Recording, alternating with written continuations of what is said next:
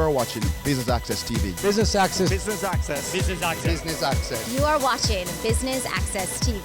Business Access TV. Serious about business. Serious about business.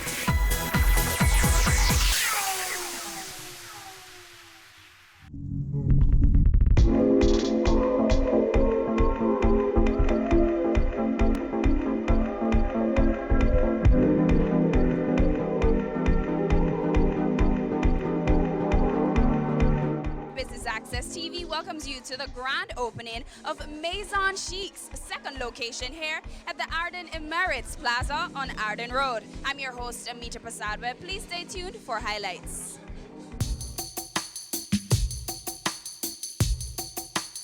So it's Maison Chic's second store launch tonight. What are your thoughts?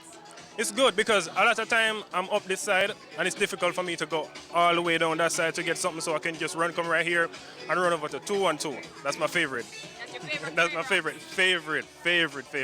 All the time. So you're a past customer. Talk to me about your experience shopping at Maison Chic. Oh, it's very easy because I'm not so big on fragrance. So when I enter the store, I'm like, what is it that I want? And somebody just comes over and like, okay, may I help you? What is it that you're looking for? Is it for an event? Or you just want something for like when you're going on the road? And they just help me from there and I'm good. But wouldn't you want to smell the same for an event or if you're going on the road? No, that's why I always choose two. One for the regular outing and one for an event. Yeah, because you know when you go to an event, your cologne have your kick like Jackie Chan. Oh, it's have a kick. It have a kick.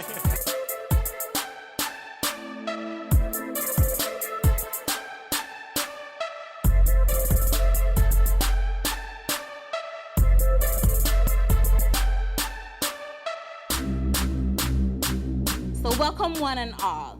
This is the official launch of Maison Chic 2. Did you hear what I said? This is the official launch of Maison Chic 2.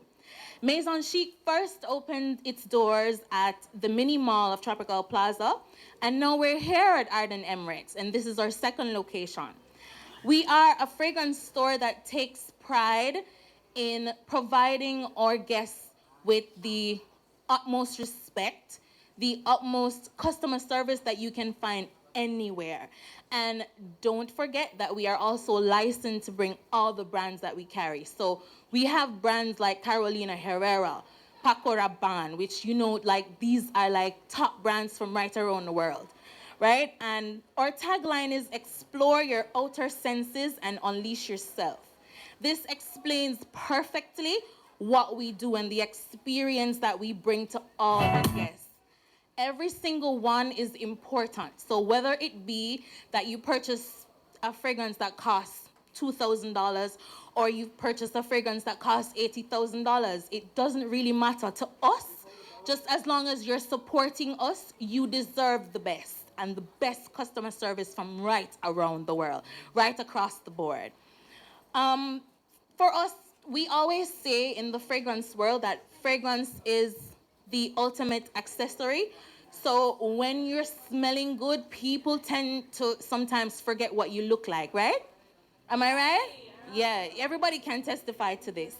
And in our culture now, as Jamaicans, we have realized that even our entertainers are bringing this to light. So everybody is singing about what they're wearing, and everybody wants to smell hot, and everybody wants to smell sexy.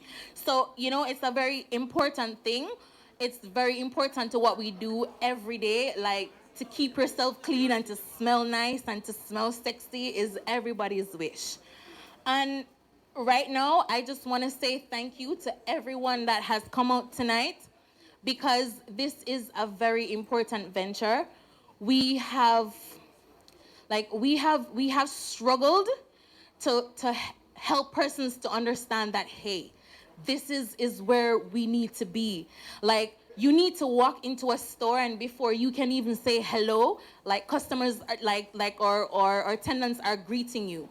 We have the best trained attendants right across the board. Like when I say best trained, like, can I hear some hello? All right, so right now I'm gonna introduce all our fragrance consultants. Come on guys, come on, don't be shy.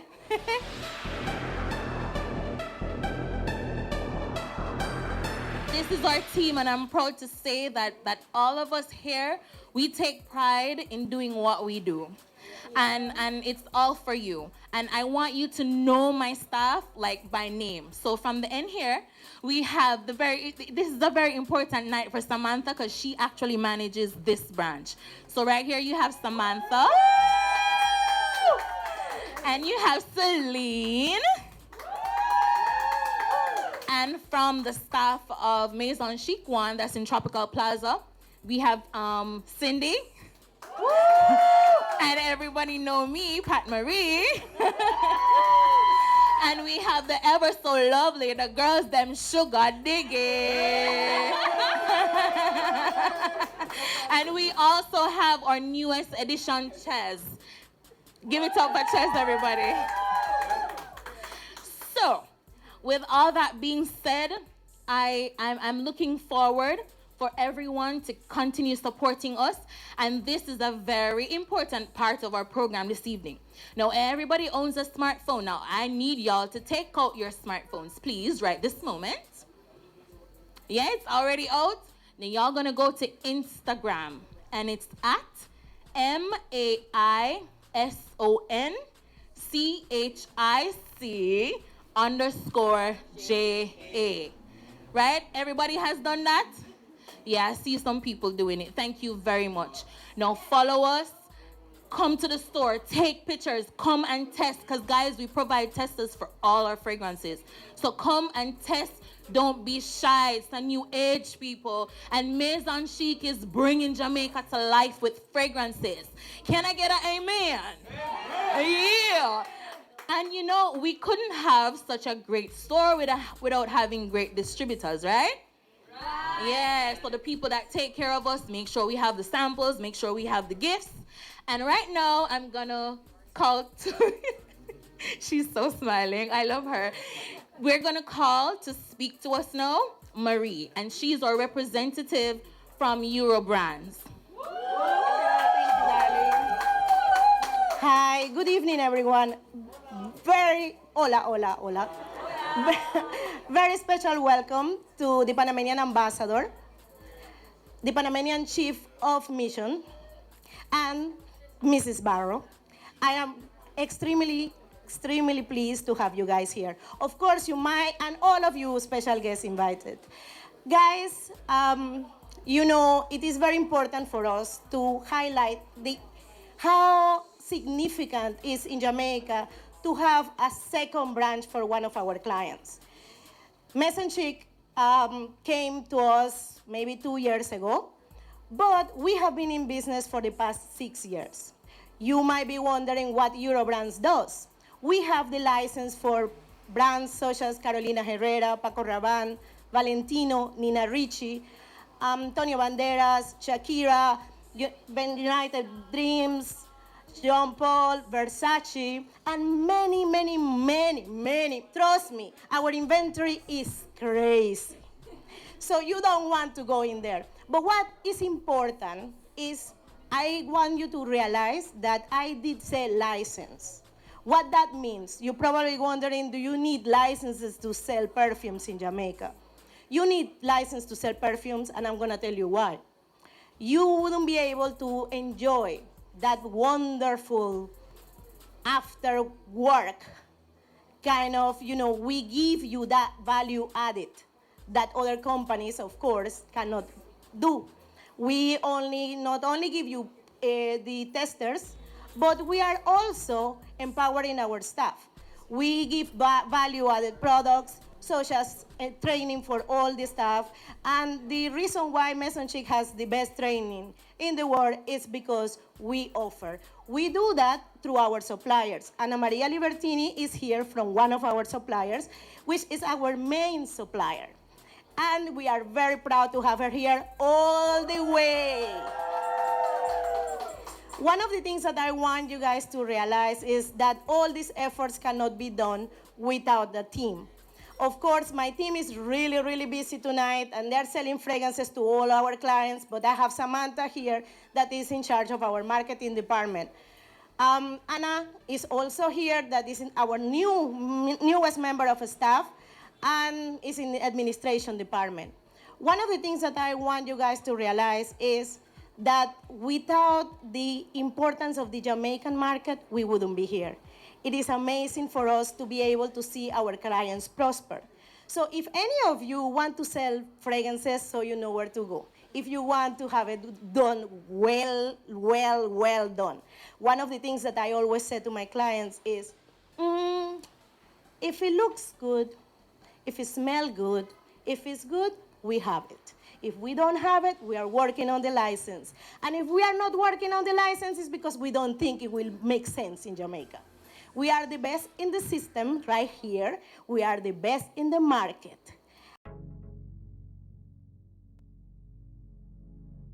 Good evening, everyone. It is my pleasure to have you here. Working at Maison Chic, it has been really great. The family base, they have been really welcoming, not to mention the clients that we have catered to and the friends that we have made. So some of our, clients, they have become our friends. So with that said, I would like you to celebrate with me new beginnings. Maison Chic 2!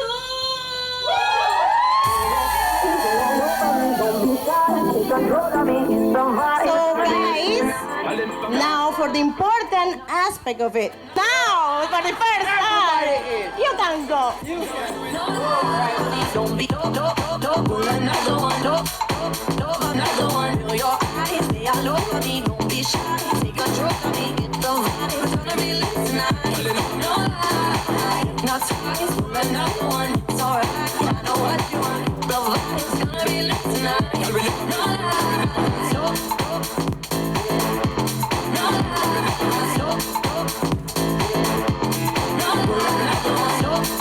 So you're the new manager for the second location here. Talk to me about that. All right, well, it has been really, really great working here. I'm kind of the quiet person, shy, and working here, it has forced me to come out of my shell to interact. And trust me, we have some lovely clients that we work with. The customer base here, well, not the customer base, but the staff here at Maison Chic, both at Maison Chic Emirates and at the other location, the first location, we have quite a different variety of characteristics. We have Patrice, who is very animatic. So, she's fun, she's courageous. We have Hubert, we have Celine, we have myself, we have Cindy, and newly we have Ches. So, it has been a great family base. Talk to me about the fragrances you have available here tonight and what's so special about this fragrance store compared to another one. Well, all right, so we have fragrances that are top of the line. So we have Carolina Herrera, we have Valentino, we have Jimmy Choo. And not just that, but what separates us from a lot of different stores is that we do it by law, we do it officially. So we obtain license. So when persons come to purchase and we tell them, we have to have the license to carry a specific fragrance. So if you don't see it, it's because we don't have that license. They're like, oh really, you have to have a license? So that's what separates us, not to mention the customer service. Like, persons commend us on our customer service, so that sets us apart. Customer service, it's everything, and it's not everyone that can, put on a good show, who can stand, and if someone is being mean or if someone's just having a bad day, you don't, just take their energy and just give it back to them, but really take their energy and, give them a positive vibes. So that's what differentiates us.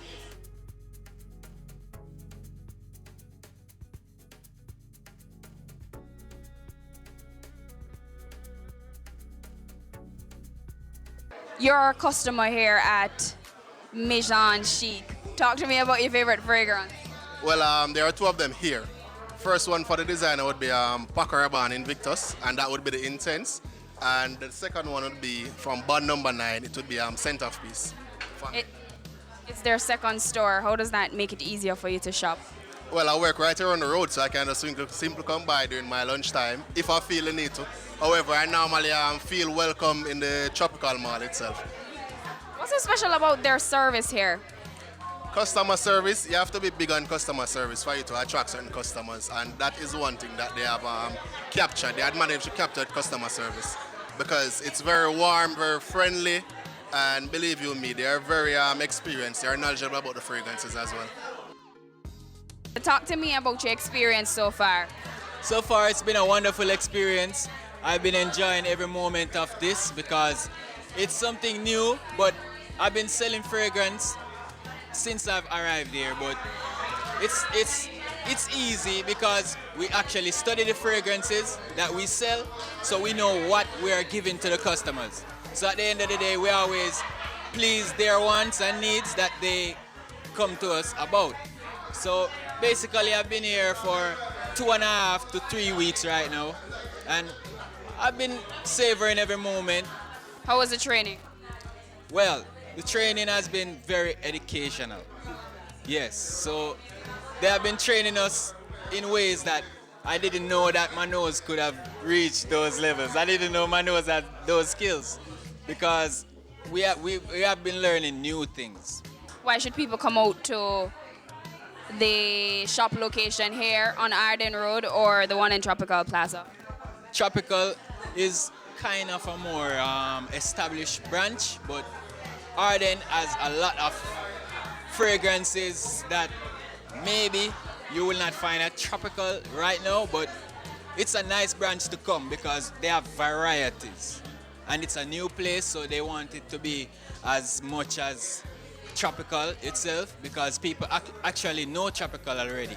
So basically it's a new experience, but it's similar to Tropical because the customer service is still warm and inviting as in Tropical. So it's a great place to come.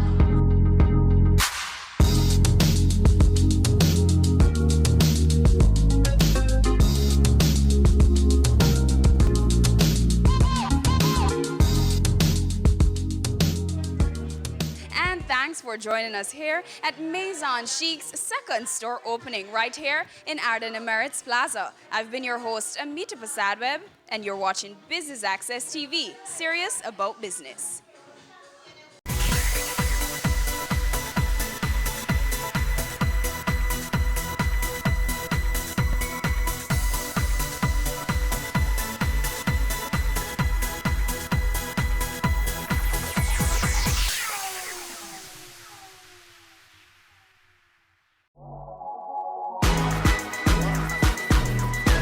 The Good Life, your trusted source for useful health and wellness information, lifestyle tips for the mind, body, and soul.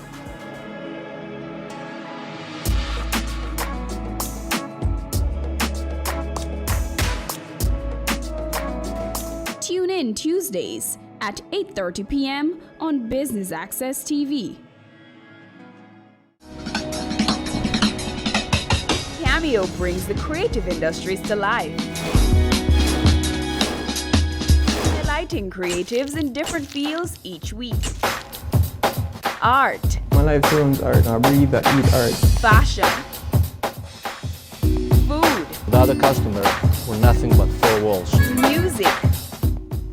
Film. Cameo, only on Business Access TV.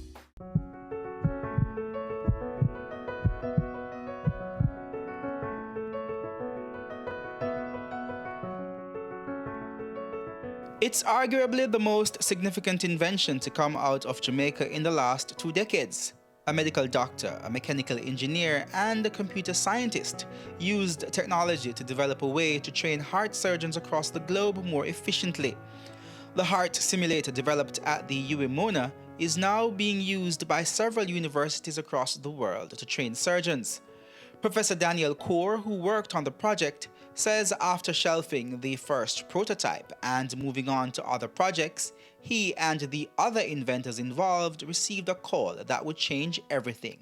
So in late 2007, we heard from Dr. Richard Fiennes, who was at the time chairman of the American Board of Thoracic Surgery. He had seen a video that had been released along with a paper that we had published. And in the video, we were just showing a small clip of what the heart looked like while, in operation, in use. And he wrote to Dr. Ramphal, basically did a little internet search, tried to find him, sort of located an email address for him at UWI, by which time he had already left UWI, and wrote him and said, I saw this video, is it real? Because if that's real, I'd love to come to you to see it, and would you be willing to set it up for us, because we are examining possible simulation environment scenarios for the cardiac surgery training, and this is something that we would like to sort of take a look at just to see what it can do and whether it's good for us. After some persuasion, the team decided to go to the University of North Carolina to set up the prototype. First time set up, right? So all these prominent heart surgeons had just come in to take a look at what's going on, and everybody was kind of blown away at just how realistic the heart beating was, and how realistic the whole environment was. So they took out the video footage and took that to their annual meeting that year at the Society of Thoracic Surgeons. And with that video at that meeting, just sort of, caught the eye of everybody who was at that symposium that year. And that ended up getting us invited to technology symposium for cardiothoracic surgery. And we got re-invited year after year. Soon after that, the UWI-Mona developed heart simulator was a sought-after tool when it came to training heart surgeons. It then got to a point where other places wanted one. They kept saying, how can we get one of these at our institution? So it was kind of around that time, that was started around 2009, that we started talking about how to get multiple ones of these. And by around 2011, we'd actually built them. So in that interim, we had negotiations, sort of thought about how to sort of make it a little more structured and sort of help ourselves get to the point where we could be talking to people who might want a license. The simulator then ended up in some of the top medical schools in North America, revolutionizing the way heart surgeons were being trained. Harvard's Mass General Hospital, University of Rochester, there was a University of North Carolina, Johns Hopkins, Vanderbilt, Mayo Clinic, University of Washington, and Stanford. This was the first time ever heart surgeons in training were being exposed to real-life circumstances.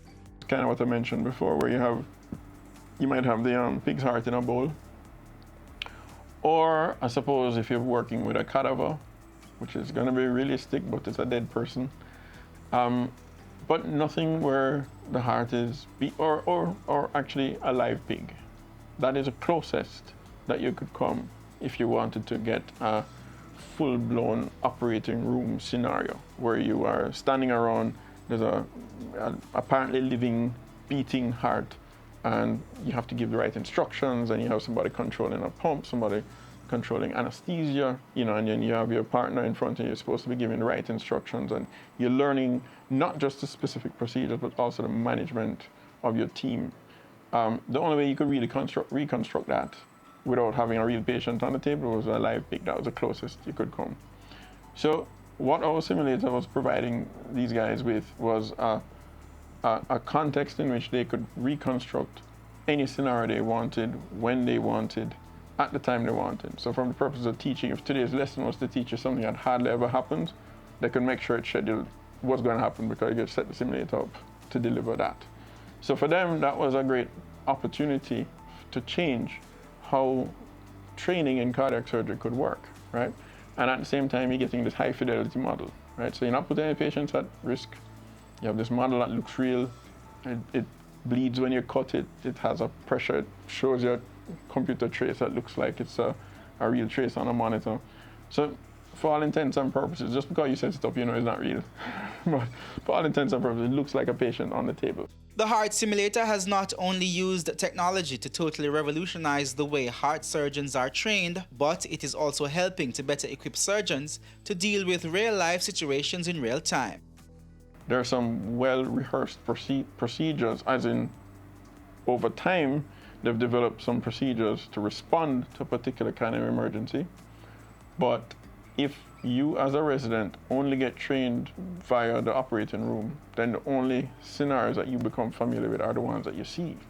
Now, of course, if you see 100 cases, 200 cases, then they start thinking, okay, you're ready, you're competent, you can go, and you are going to be certified as capable of practice on your own. But what if the scenario that we're worried about isn't one that occurs so frequently? It might be 1 in 1,000 cases, it might be 1 in 2,000 cases. those are still potentially life-threatening. You still want somebody who is going to now become an attending to know how to deal with them. And in the old situation, before our simulator, the only way they would have really gotten that exposure is through a textbook or somebody telling them, you know, if you ever encounter this, this is what you're supposed to do. So it's kind of a hypothetical, and the response is really a kind of theoretical response, or it's a hypothetical one anyway. With a scenario, with a simulator, we can now say, okay, next week's lesson going to be how you deal with this. And I can tell you what you must do, and I can set up the simulator to make that emergency occur. So while you're doing your thing, you know, suddenly something happens and you say, what's going on? And it's for you to A, recognize that there's that emergency going on, and then B, act appropriately. So you can actually now practice that, which is not something that you could have done easier before.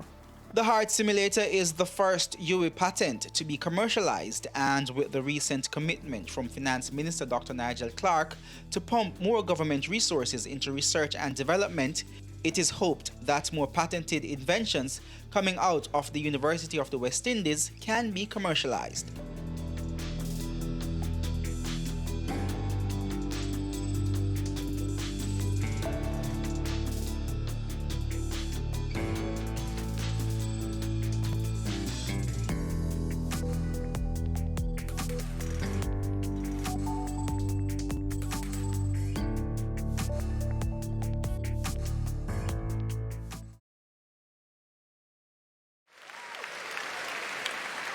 I do have a dream, and I know you have a dream, that we can make Jamaica the place of choice for you to choose to live, to work, to do business.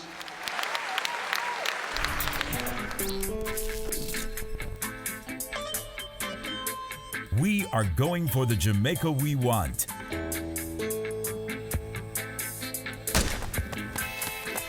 Making steady progress to achieve the Sustainable Development Goals in our National Development Plan, Vision 2030 Jamaica. We have teamed up with valued partners, working through strong institutions to reduce inequalities in our society. We commit to being responsible in our production and consumption, ensuring we build sustainable communities in harmony with nature. Jamaica is making significant strides in providing quality, lifelong education for all, enabling our people to be engaged in decent work to drive economic growth, equipping men and women with the skills to build resilient infrastructure, promote sustainable industry, foster innovation, and utilize new technologies. Urgent action is being taken to manage natural resources responsibly, protecting clean water sources, ensuring access to water and sanitation for all, diversifying to alternative energy sources, conserving our environment and sustaining life below water and on land. Jamaica is making moves to ensure healthy lifestyles for the well-being of our people. We're promoting sustainable agriculture to achieve food security, improve nutrition, and end extreme hunger, putting in the work to end poverty in all its forms. We're on track in achieving our Sustainable Development Goals through realizing our Vision 2030 Jamaica.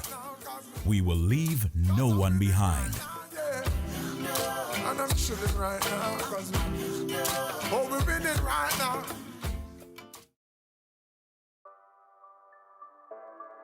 Sundays at 4:30 p.m. It's all about Home Sweet Home.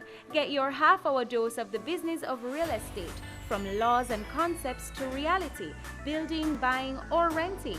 Or what about trends in decor or renovations? Home Sweet Home will keep you up to date.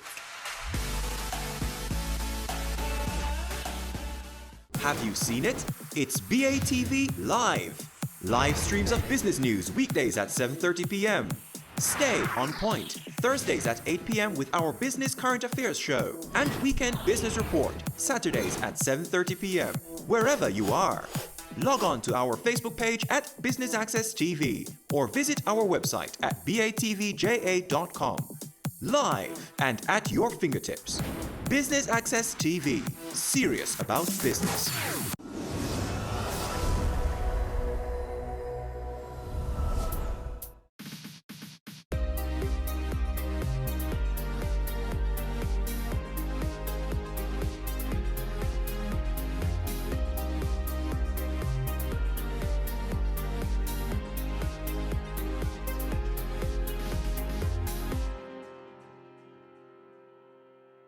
We all can agree, education, whether through our skills, talents, or knowledge, is an important tool for driving economic growth and development.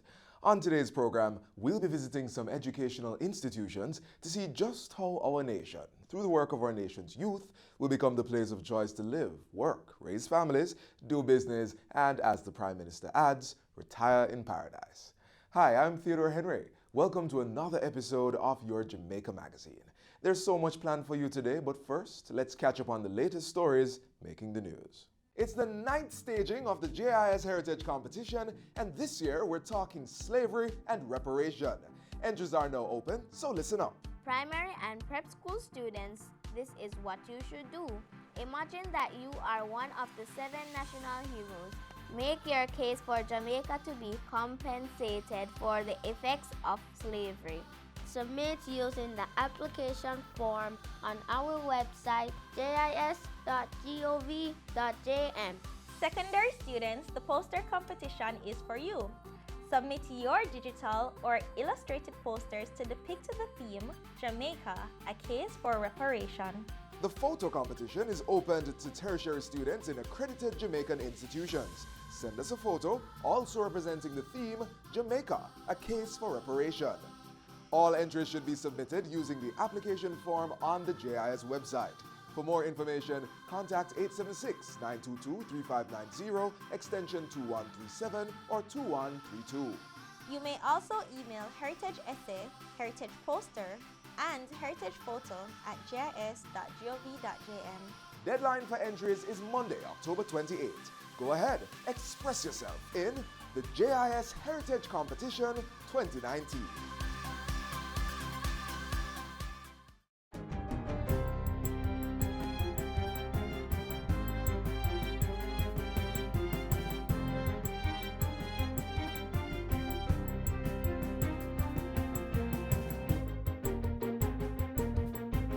Good day, I'm Stephen McHugh, and this is your JIS News for Wednesday, October 9. Government pulled in $202 billion in revenue and grants for the April to July period of the 2019-2020 fiscal year.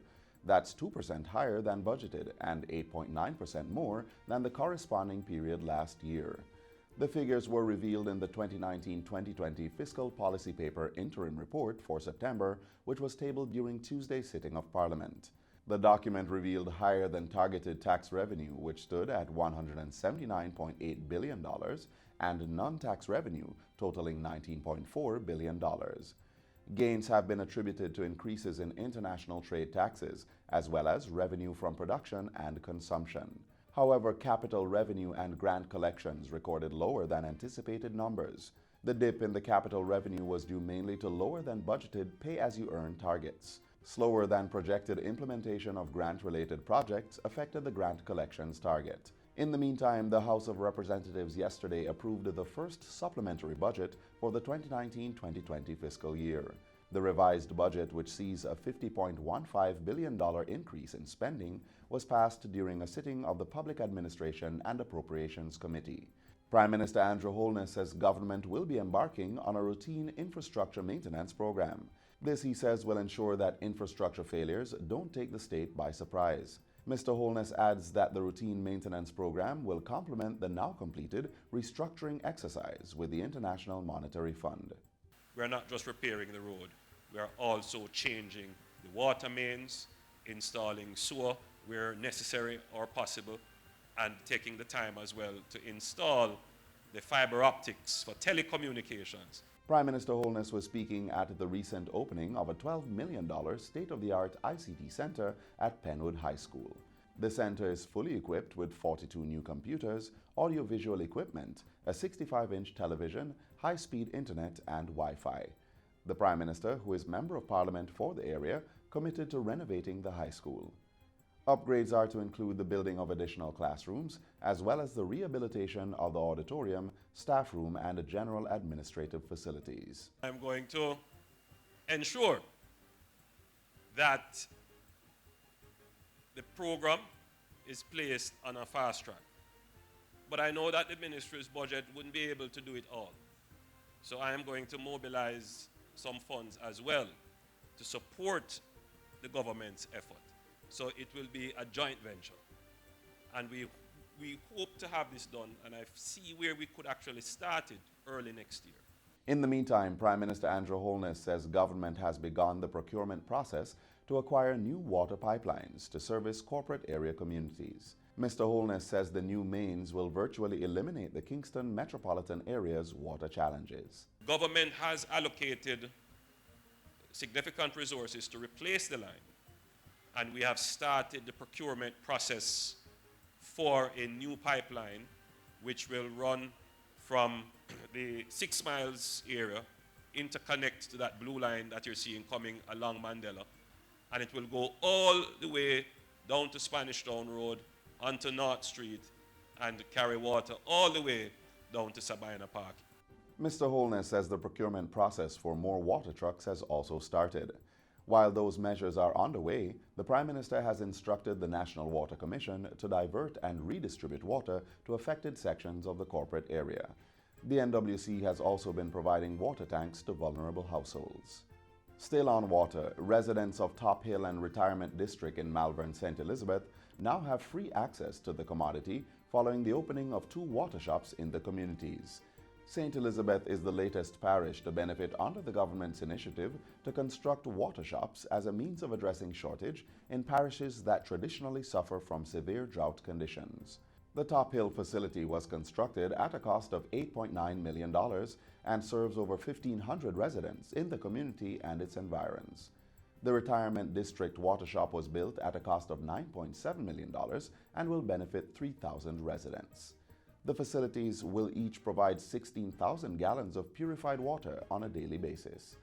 Speaking at the opening ceremony on Thursday in Retirement District, Local Government Minister Desmond McKenzie said 4 more water shops would be constructed in St. Elizabeth. 2 more will be constructed, and I hope, Mr. Wilson and Mayor, that at least we can complete at least 1 more before the end of the calendar year. And we are going down to Myersville, and then we're going to Trial in Junction with the other one. The other 2 water shops will be built in Petro Plains and Brompton in the parish. Minister McKenzie says $24 million will also be provided to the St. Elizabeth Municipal Corporation to purchase 2 new water trucks to service the 2 water shops. In other news, government is to put in place a gift policy which will formalize fundraising activities for charitable donations to the public health sector. Health and Wellness Minister Dr. Christopher Tufton says the ministry is finalizing discussions to implement the policy. We want to encourage giving, but encourage it in a way that maximizes the impact.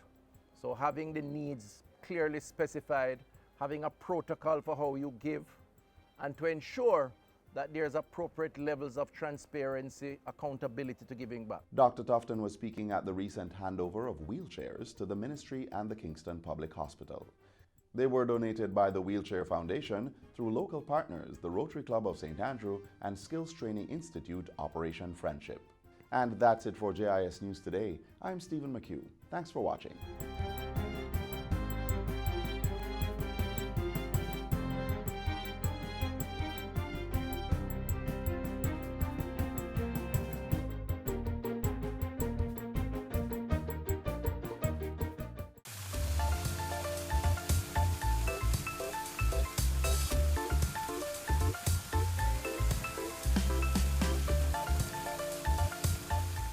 More and more students are being inspired to pursue entrepreneurial opportunities from as early as high school.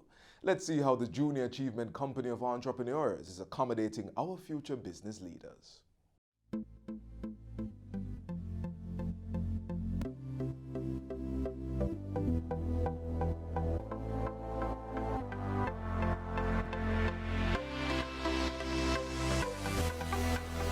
Our business, we are currently making special glasses that are directly aimed at visually impaired or blind people.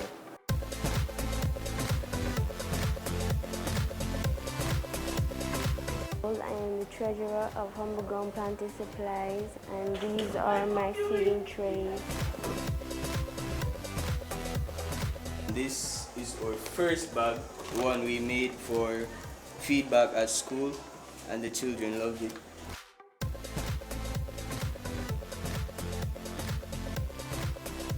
Well, I am the CEO for Senior Eagles Company. Here with me today is my manager, Rakina Genius, our finance manager, Simone Wright, our human and resource manager, Janelle Anderson, our manufacturing and logistics director, Selvin Nicholson. These grade 9 students at Jamaica College and Nain High School mean business. They're learning entrepreneurship by running real companies with real problems, real products, and real potential. They are part of the J-Seed program organized by Junior Achievement Jamaica and funded by USAID. At Nain High School in St. Elizabeth, students were using shoe boxes to protect their books and to give their school bags a more desirable shape. But there was a problem. They are not long-lasting. As soon as you put them in your bag, by the end of the day, it's either crushed. If the rain falls, it wets.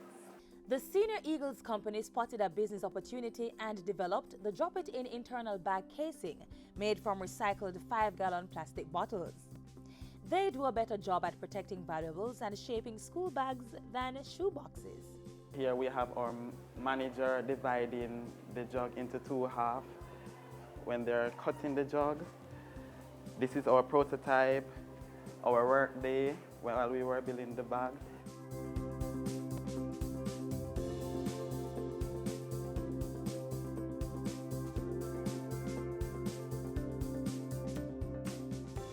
At Jamaica College, Vision is using modern technology to design glasses that warn the blind or visually impaired of obstacles in their path. When infrared sensors, they're going to bounce off an object, and when the light bounces off an object, it will then come back to the process, which will process it, and go to the vibrating motor, which will then indicate to the wearer that there's an object in front of you. Under J-Seed, 41 schools across Jamaica have added entrepreneurship to their grade 9 curriculum. Using the Junior Achievement Workbook as a guide, the students cover introduction to entrepreneurship, developing business ventures, conducting operations, and dissolving or expanding a business. This really put me in the whole matter of the student-centered approach, wherein that it's not a chalk and talk. It's really getting into the brains of these students. The boys love it. They like to actually communicate with each other. They like to express themselves. And of course, it helps them to be more involved in the learning process. At Nain High, the program is also student-centered and hands-on. They sit and decide on what they want to do. They then go out and seek their own materials. They get back into their teams and they work on their product by themselves. I go around and I supervise and share ideas with them, ask questions and get feedback from them as well. And based on the feedback, both the businesses and the students are growing. Some of them have become more confident. They're certainly more creative, and they're now gelling more with each other because they've had to work together to create their products. We noticed that students in our school, they were putting their uniforms in their bags when they changed for PE. So after PE, their uniforms would get crushed. To solve the problem, our Crafters Group, an award-winning recycling company, decided to produce waterproof gym bags from recycled plastic bags.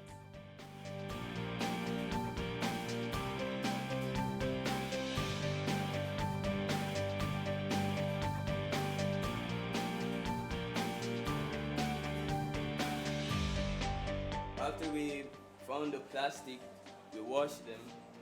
The plastic is then dried, placed over an ironing board. We put fabric over the plastic and we iron the plastic. We let it cool, and after it's dried, we cut it, then we line the plastic that's on the inside. Then we wrap cardboard with some of the plastic and then we line it. Then we turn over the bag and so it's made from inside. The students are also learning the importance of corporate social responsibility. Businesses at Nain High School used Labor Day to give back to the community. It's a wonderful program because it's helping children all over Jamaica to showcase what they're capable of in terms of creativity, innovation. I feel like this program, it's very great because it also exposes us and teaches us that there's many different good ideas out there and shows us that we should be confident in our idea and try to bring it out as best as possible. And there's even more exposure for these young entrepreneurs through competitions. For example, students can create commercials for their businesses and enter them into the Marketing Maven competition. There's also the FedEx Access Award, which rewards businesses for being environmentally friendly and globally focused. The JC program, cultivating the spirit of entrepreneurship in grade 9 students and imparting profitable skills for work and life.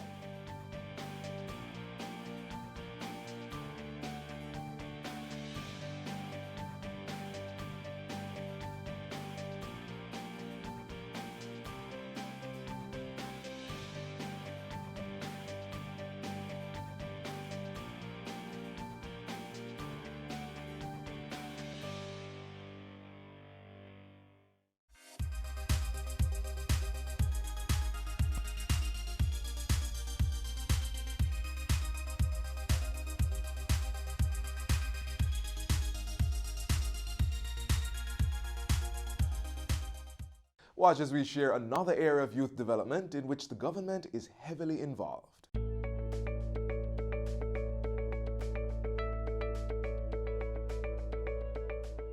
The Citizen Security and Justice Program, CSJP, is a crime and violence prevention initiative. It was developed by the Ministry of National Security to enhance security and justice by addressing the social and economic factors that help foster crime. In 2010, the program launched an outreach initiative called CSJP's Men with a Message. It is a group of messengers who are reformed men whose stories are aimed to inspire other young men. Well, I've been a member from the inception of the group from 2010. My role is giving tips and caution to at-risk males, and just to show people that change is possible. CSJP come and put me on the platform for a better life. My role in the program, I feel encourage my fellow member that we have a task and a journey. My role is also I feel empower the young youth them. They were recruited using different criteria. There had to have been proof that they had been out of crime and violence for at least 2 years. They also had to get recommendations from the police, from the community members, and from especially like the community development committees. We must firstly understand that it's a journey. And if they were coming from the other extreme, you know that naturally a lot of workshops, a lot of personal development activities would have taken place along that journey. So they've been able to adjust their behavior. They've been able to reflect within themselves and say, if there are other youngsters who are looking up to me, the onus is on me to act in a particular way.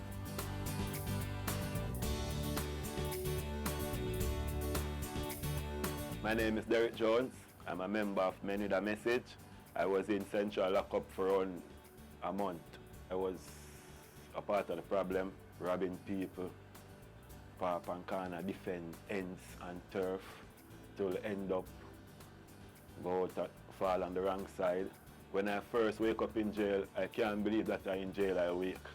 So from there, my mindset started thinking different, knowing that jail was not the right place for me at that time. I'm Kitsy Bryan, and I'm a Man with a Message. Being in institutions and seeing what life is like, you just have to make a decision. Is either you're going to continue like this or you're going to make amends of your life. I decided that coming back into civilization, that I wanted a change.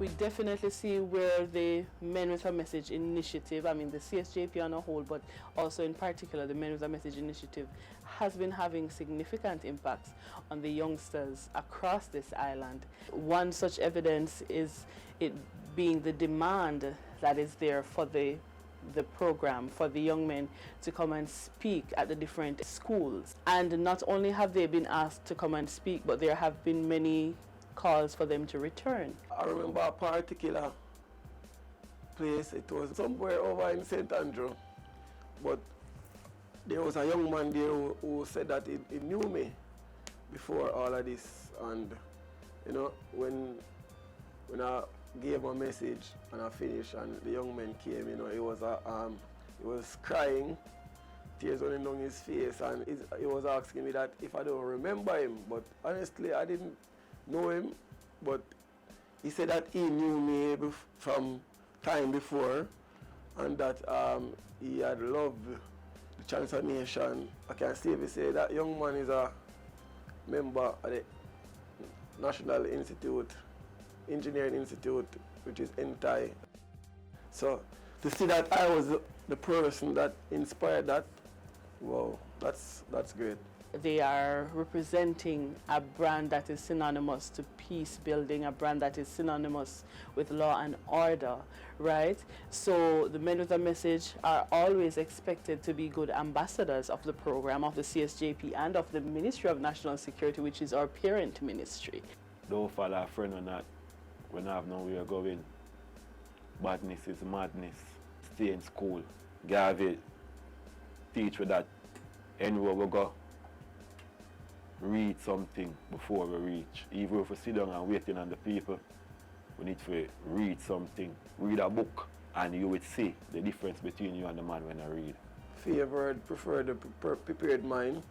We have the power, you know, to form and shape our future. And I'd like to think that, you know, if you want good for yourself, then you'd want to choose the positive way too. Other people are doing what they want to do. So if I have a dream, I don't see the reason why I can't go there and achieve it, just like any other human being.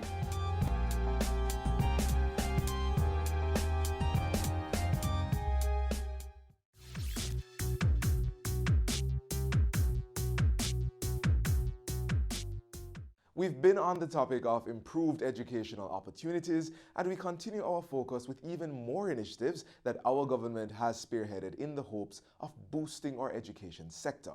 Here goes. Number 1, 120 primary school teachers across 7 parishes will be trained and certified in the use of the Linda Mood Bell learning process to diagnose and correct various language-based learning disabilities in students. Number 2, some 52 high schools are now participating in the Ministry of Education, Youth and Information's Twinning of Schools initiative to expose students to academic and extracurricular programs that are not currently available at their own schools. More than $600 million has been allocated to pay the 2020 examination fees for high school students who are on the Program of Advancement Through Health and Education, otherwise known as PATH. And number 4, the Women's Center of Jamaica Foundation will be increasing its academic instruction from 4 to 5 days per week. This is while it offers 3 new subjects under its program for adolescent mothers called PAM. These are just a few of the ways in which our government is making Jamaica the place of choice to live, work, raise families, do business, and of course, educate our people.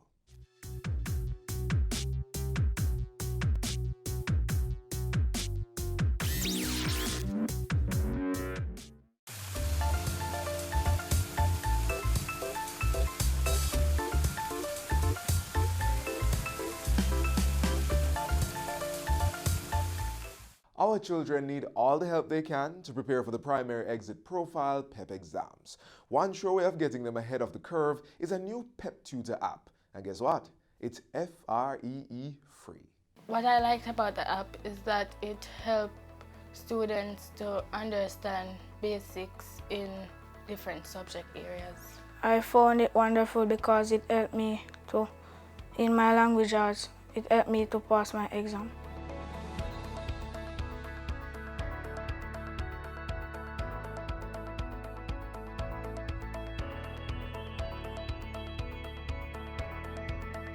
PepTutor is a free application that works on all Android devices by default for students preparing for the primary exit profile exam to practice with. They can talk to the device, whatever device it is. If it's a smartphone, tablet, a Google Home device, or a smart TV, once it's Android. And it asks them questions and they can respond by either typing or talking to the phone. Talk to PepTutor. Sure, let's get PepTutor. The idea came out of a discussion that was on Twitter where persons were complaining about the exam, how difficult it is and how difficult it is to find questions to practice. So, being in IT and always trying to use technology to solve problems, I decided to use technology to try to help them.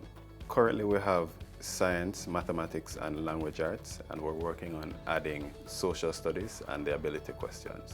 Before now, I got questions from the practice exams that the students were using to prepare for the PEP exam. And now I have a teacher from my primary school, which is Wakefield Primary School. She's assisting me to put the questions together because I'm not a teacher, I don't know how to test students. So she's preparing the questions and I'm just adding them to it.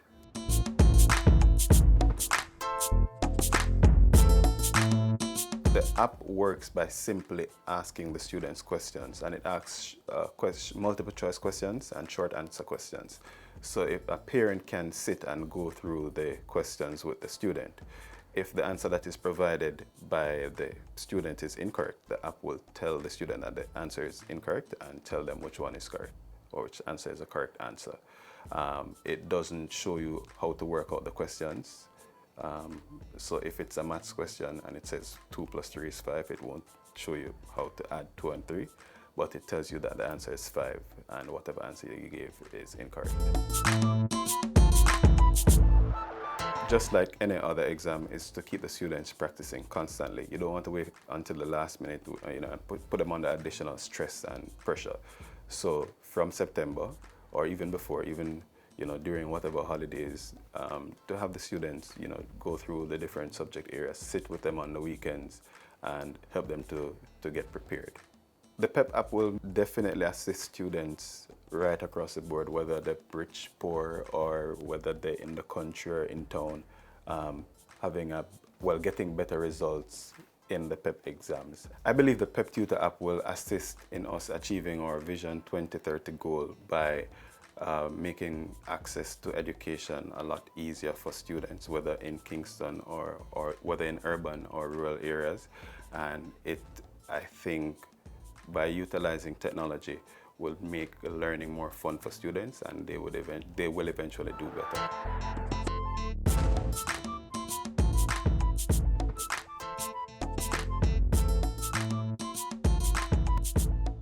And that's all the time we have for you on today's show. But if you missed anything, you can watch it all again on our website or our YouTube channel. Don't forget to keep up with us on our Facebook, Instagram, or Twitter pages. And just before we go, here's food for thought from author Anthony D'Angelo. Develop a passion for learning. If you do, you will never cease to grow. On behalf of the entire production team, I'm Theodore Henry.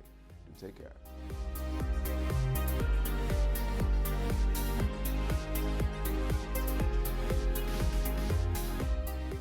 This has been a production of the Jamaica Information Service, the voice of Jamaica.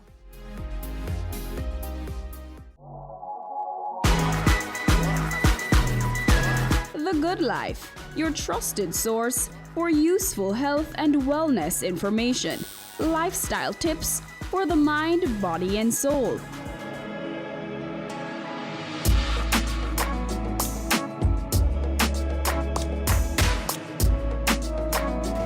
Tune in Tuesdays at 8:30 p.m. on Business Access TV. Our women are the backbone of our society. They deserve to be protected and respected. Domestic violence is not okay. Speak up and speak out. No more violence against women. Montego Bay is one of the fastest growing cities in the Caribbean. And this week on Wealth Magazine Business Access, Gloria Henry tells us how her role as the Assistant Vice President at the Montego Bay Free Zone and as President of the Montego Bay Chamber of Commerce has contributed to this.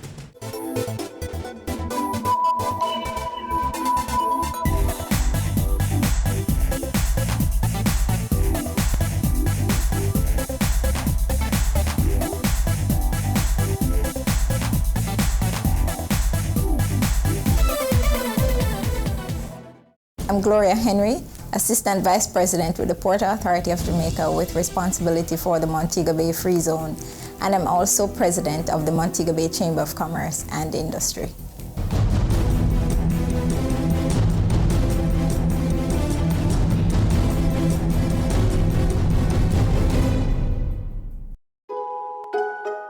Gloria Henry was born in Williamsfield, St. James, South St. James actually.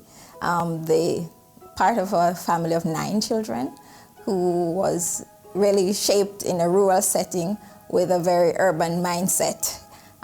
She's a very determined, very competitive, very focused, very driven person.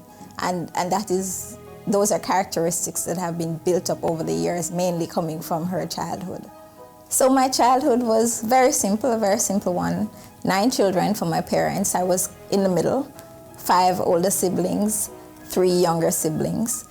Poor rural community. We didn't have much in terms of entertainment, but what we have were very strict parents whose principles were constantly being taught in the home.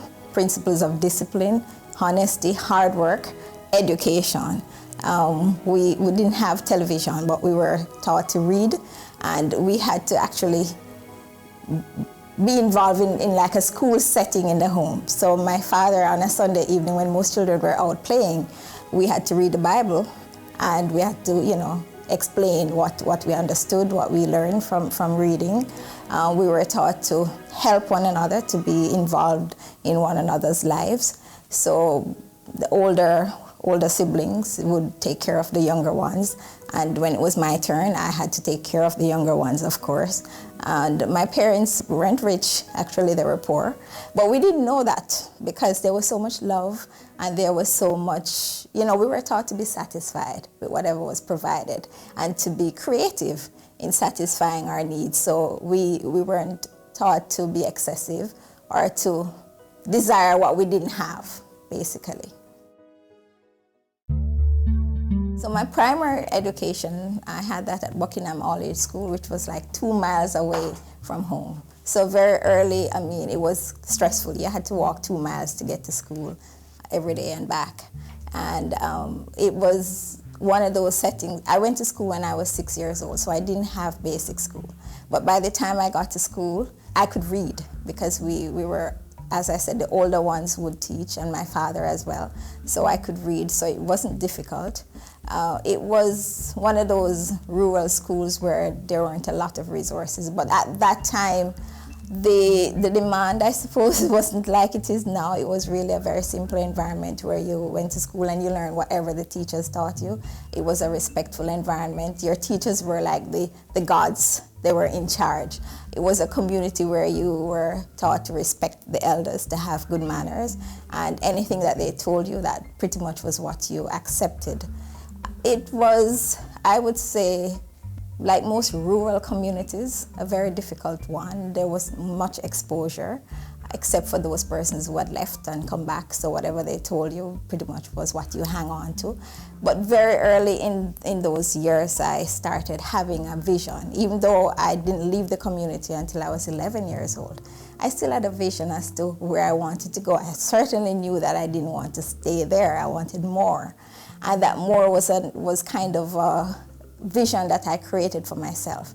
So I had a journal, and I would start to journalize my life and where I wanted to go and the things I wanted to do and how I wanted to leave the community. And that opportunity came when I did my common entrance at the time, and I was successful for high school. My high school years were not very remarkable. I went to Herbert Morrison, at the time Comprehensive High School. It was a new school, so the school itself was still trying to find its way. I wasn't sure what I wanted to do because I didn't have guidance as to, career choices and so on. So my mind was centered around the traditional nurse, teaching. Later on, as I started doing food and beverage, I thought I wanted to be a dietitian as well. But I left high school with not knowing or even thinking about where I was going to go. I was still a little bit confused after high school whether I was going to do teaching or nursing. And in fact, I started on a journey that was supposed to take me into Teachers College. And I remember going to do the exam at the Teachers College one day, and teachers were in the square of Montego Bay, Sam Sharp Square, demonstrating for more pay. And I said to myself, no, I don't think this is what I wanted to do. So I ran into a colleague, a former classmate, a few weeks before, and she told me she was studying business. And at that point I said, maybe that's what I should do. So I went to the business school and I registered, and I told my brother, and he was like, no, why would you want to do that? You're not going to, you're not going to reach far. You're probably just going to end up like as a secretary or something. But that was where I went, and that journey took me through several stages. I worked in food and beverage, I worked in environment, I worked in customer service, I worked in cost control. It was really a very dynamic period for me, those years right after business school. I think because I was focused and driven, everything I did was, to me, a stepping stone to get somewhere else.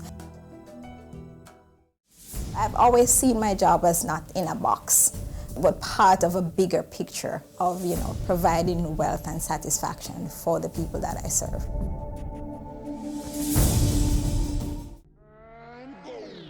Career Moves has always explored interesting careers, highlighting all you may not have known about them. This season is no different. Coming back to Jamaica, everyone's like, Fizzy what? Fizzy who? When you find a bright boy or girl in the class and people say, what are you going to be? The parents say, you have to go be a doctor, you have to go be a lawyer.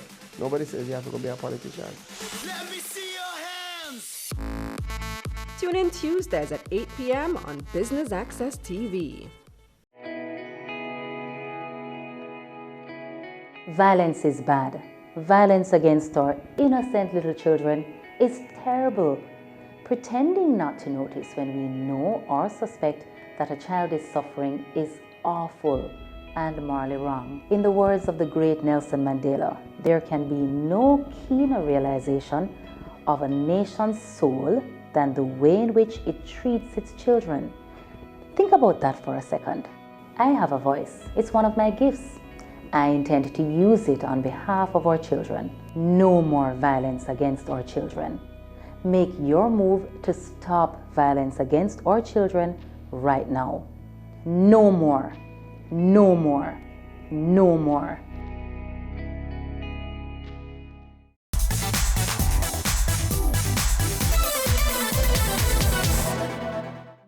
My first real solid job was in environment. We had a project that we were implemented, and I was part of a team that implemented Jamaica's first site-specific marine protected area. And I got involved in every aspect of it, from the environmental protection to the administrative support work, which is what I was doing in the office, to the community relations aspect of it, dealing with the public, understanding the legal framework, and that helped to create a very rounded person. That was when I started looking at wealth and my own personal finances and how I could get involved, and started learning about stock trading and, building a wealth portfolio for myself. And I decided that perhaps I needed to learn more. So I went and learned accounting and economics, and those were they kind of opened my mindset and kind of started creating a different perspective for me in understanding personal finances. So when my brother went away on study leave to study abroad and his salary would come to his account, I would look at how I could help to, save and manage the monies to the point where when he came back, he was able to buy asset with the monies that were saved. And it was something that I like, and I still continue to like doing that. In my career, I've had some stepping stone positions. So I was a secretary for about 6-7 years, and during that time, I made sure that I was the best secretary. So I became All Island Secretary of the Year. I was Caribbean Secretary of the Year. I moved from that into credit and loan administration. And I also made sure that I delivered not just the results for the customers that I serve, but for the organization that I worked with, which at the time was Development Bank of Jamaica. I also made sure that my customer service to me has been something that I have been very passionate about. I treat a customer the way I would want to be treated, and I am a very picky customer. I'm not very easy to get satisfaction. And so I would try to understand the needs of the customers and would try to ensure that those are satisfied. So when we did project evaluation, if there were things that I felt wasn't in the best interest of the customer, I would share that with them. And if there were ways that I needed to perhaps link them with an external source, an external party, other organizations, other institutions, I would do that. So I've always seen my job as not in a box, but part of a bigger picture of providing wealth and satisfaction for the people that I serve. And in the end, I benefit from the satisfaction of their success. So I love success, and I like to see people successful as well. When I worked at DBJ, I also explored. People always say, Gloria, you can sell a one-foot man, you can make him think he has 3 feet. So I decided, when I wanted to acquire some personal assets for myself, I did part-time sales. And in that part-time sales, twice I was the sales rep of the year. And it was financial services that I was selling. So I decided to pursue the Jamaican Securities course. And I did very well. I was one of the top students, and I was offered 3 job opportunities, one with a financial institution, one with an insurance company. And there was one that I applied for at the Montego Bay Free Zone. Didn't know much about the Free Zone, but of course I'm from Montego Bay, so I thought perhaps this is somewhere that would be good for my career and my journey. So that was the job that I actually took. And I joined the Free Zone at a time when it was at a turning point, a very, very serious turning point in its existence. The Free Zone was designed to support foreign direct investments, primarily in garment manufacturing. And so when I joined the Free Zone, it was on the last bit of decline of the garment industry. So most of the facilities were empty. Most of the buildings were empty.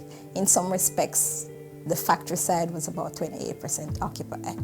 And it was a challenge. And I remember many days sitting in my office and asking myself the question, Lord, why did I make this choice? I had 2 other options.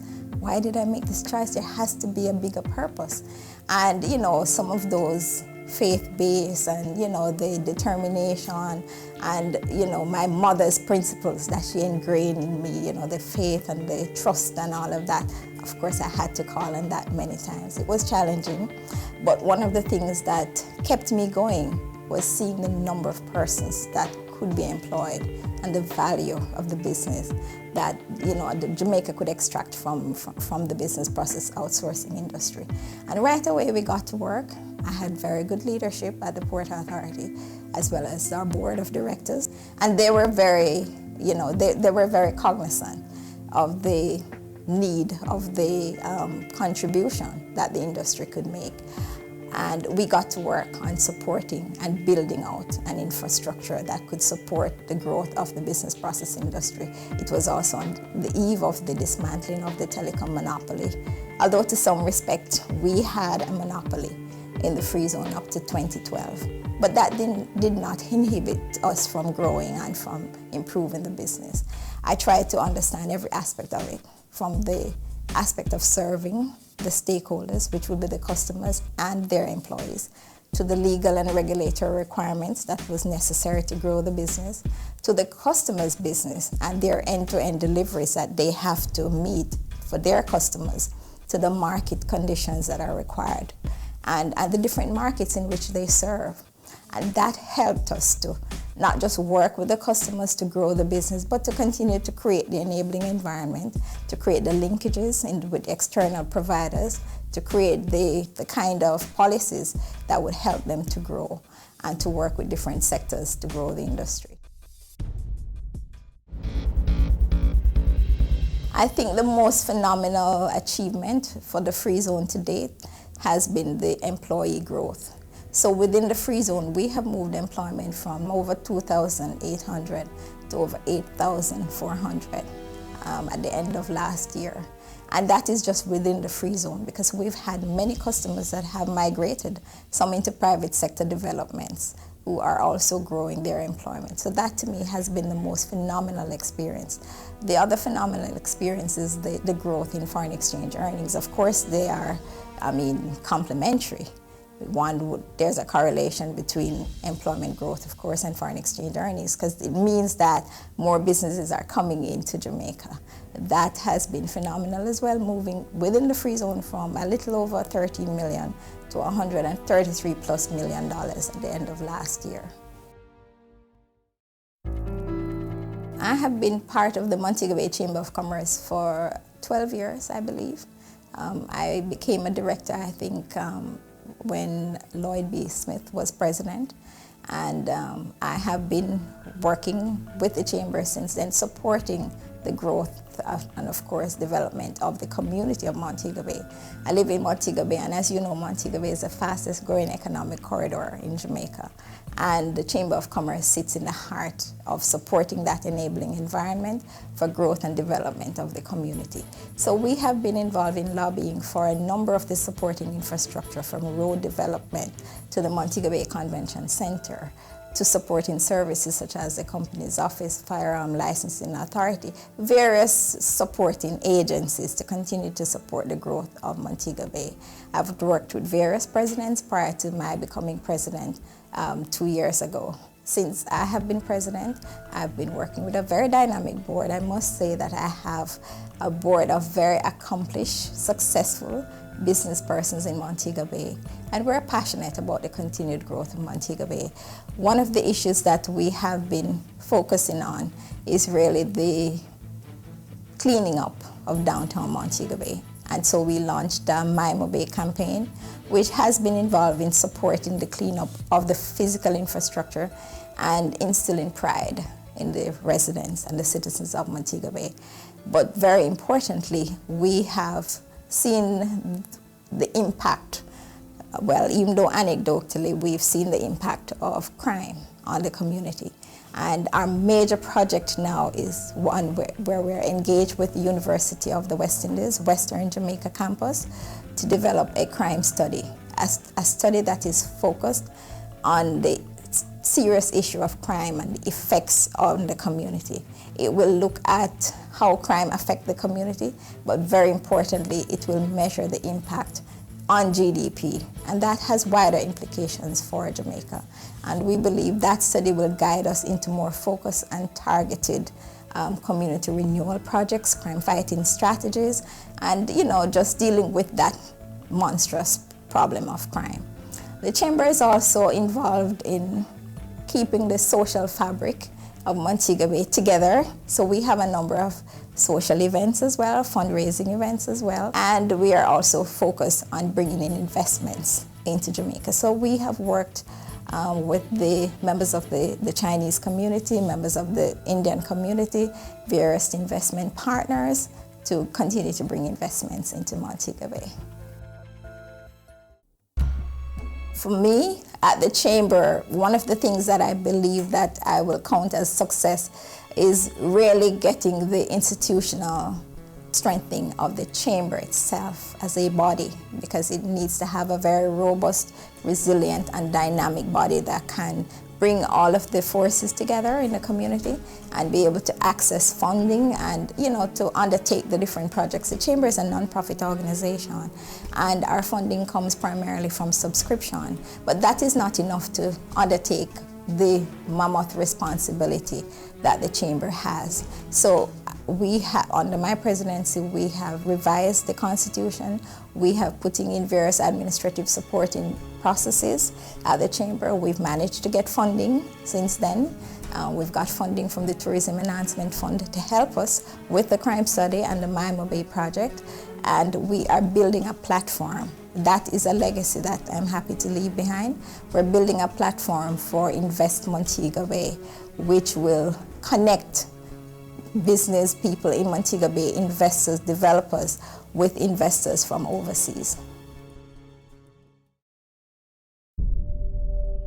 So the biggest challenge I've had in my career is at the start not having enough funding to pursue higher learning, higher education. I've had to work and study, and that has not been easy. Full-time job, full-time study, and sometimes 2 jobs, because I have goals, and I do a 5-year projection every 5 years. Well, it's revised every year. And so I had goals as to when I would acquire assets, when I would pay off for those assets, how I would help members of my family, including my mother. My father died, very early, so I had younger siblings who were still in high school that I've had to help. And so that has been a challenge, balancing a career, balancing education, balancing a job, and not necessarily having at an early stage, the kind of academic achievements, or the academic qualifications rather, that would justify the experience and the knowledge and the talent that I knew I had. It came later on because I was able to pursue my first degree and my master's, but prior to that it was a little bit challenging getting persons to understand. Jamaicans feel that you really have to have, the academic qualification to be able to do the job. But there's a lot more to that.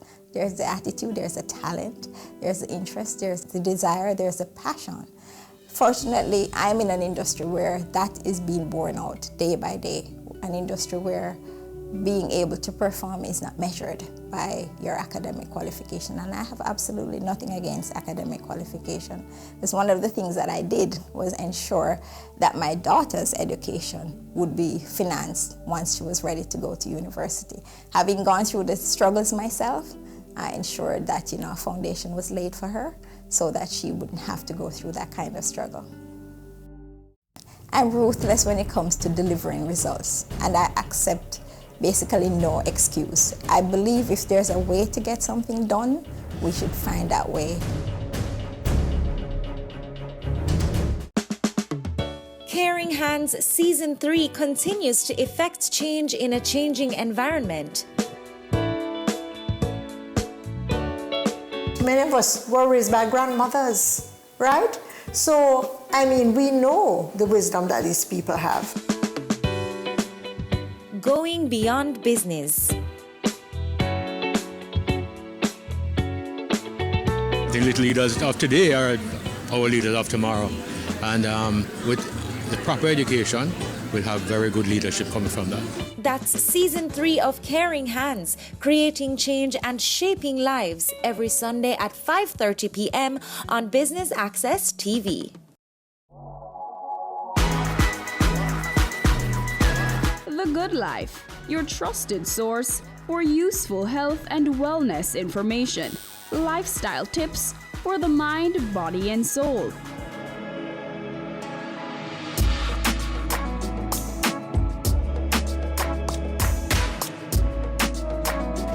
Tune in Tuesdays at 8:30 p.m. on Business Access TV. Have you seen it? It's BATV Live. Live streams of business news weekdays at 7:30 p.m. Stay on point Thursdays at 8 p.m. with our Business Current Affairs show, and Weekend Business Report Saturdays at 7:30 p.m.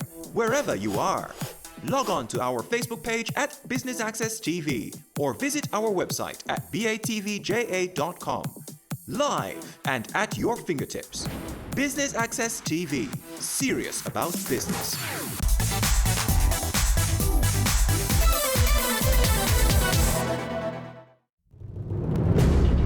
So I have always wanted to have my own business. And so every job that I've had, so I have not started my businesses yet, per se, but every job that I've had, I have treated it as if it were my own business. So I'm passionate about the bottom line, about delivering value to the customers, delivering value to the owners of the business. I'm constantly measuring the success and looking at different success quotient and how I can change that and how I can optimize that and how I can exceed the value that I delivered the year before. So I am very competitive with myself and my own performance. I do a lot of self-examination, and once a year I put myself into a retreat mode, my mind, body, and spirit I call it, and I re-examine myself, I re-examine my successes, I re-examine what I've delivered, and I look at where I can improve. So for me, it's a lifetime of continuous improvement. And I've tried over the years, more recently than before, to balance that with a deep connection and a deep spiritual connection with God. I think the biggest misconception that people have about me is that I'm tough and difficult to get along with.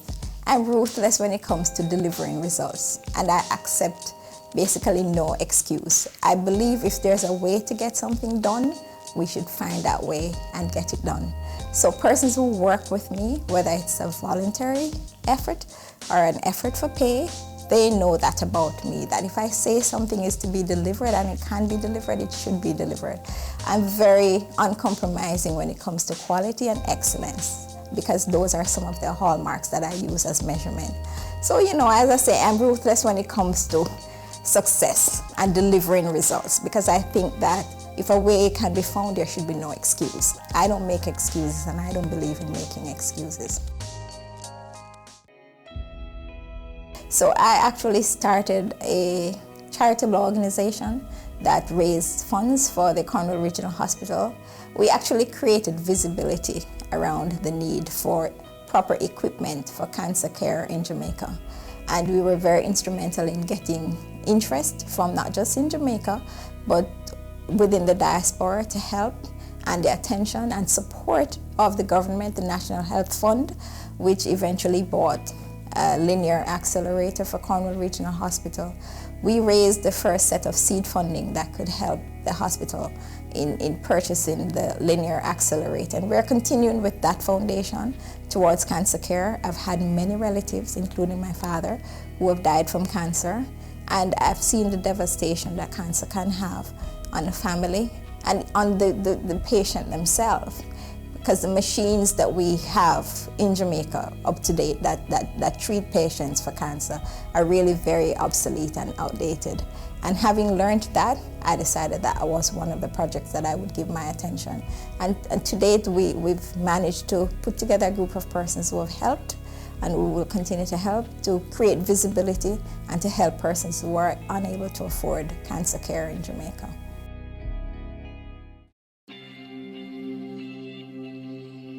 Wealth to me is success in every aspect of your life. Your financial life, your personal life, your spiritual life. If you have the financial resources, that can help you to satisfy many of your needs, or all of your needs per se. But if you're able to satisfy your physical needs and your spiritual life is disoriented or disconnected, you won't have the kind of success that you desire. If your soul is not congruent with the rest of your life, to me that's not successful. So wealth is success in every aspect of your life, basically.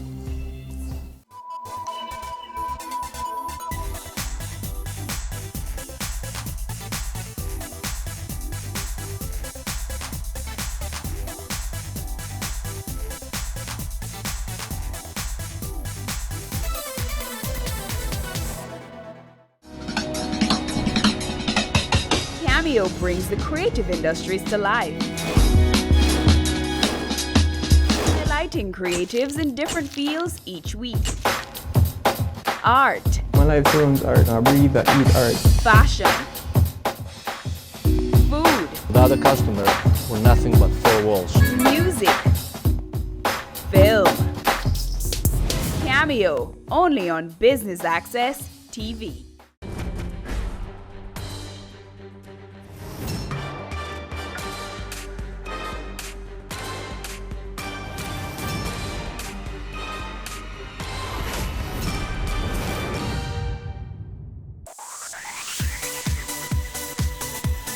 You're watching Business Access TV. Business Access. Business Access. Business Access. Business Access. You are watching Business Access TV.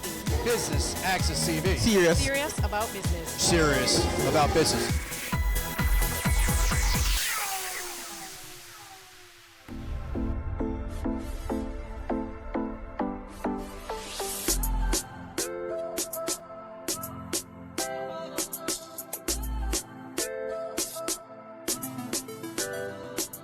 Business Access TV is here at Expo Jamaica 2018 under the theme Advancing Breakthroughs. With over 300 displays here, there's lots to see and taste. Now please stay tuned. I'm your host, Amita Pasadweb.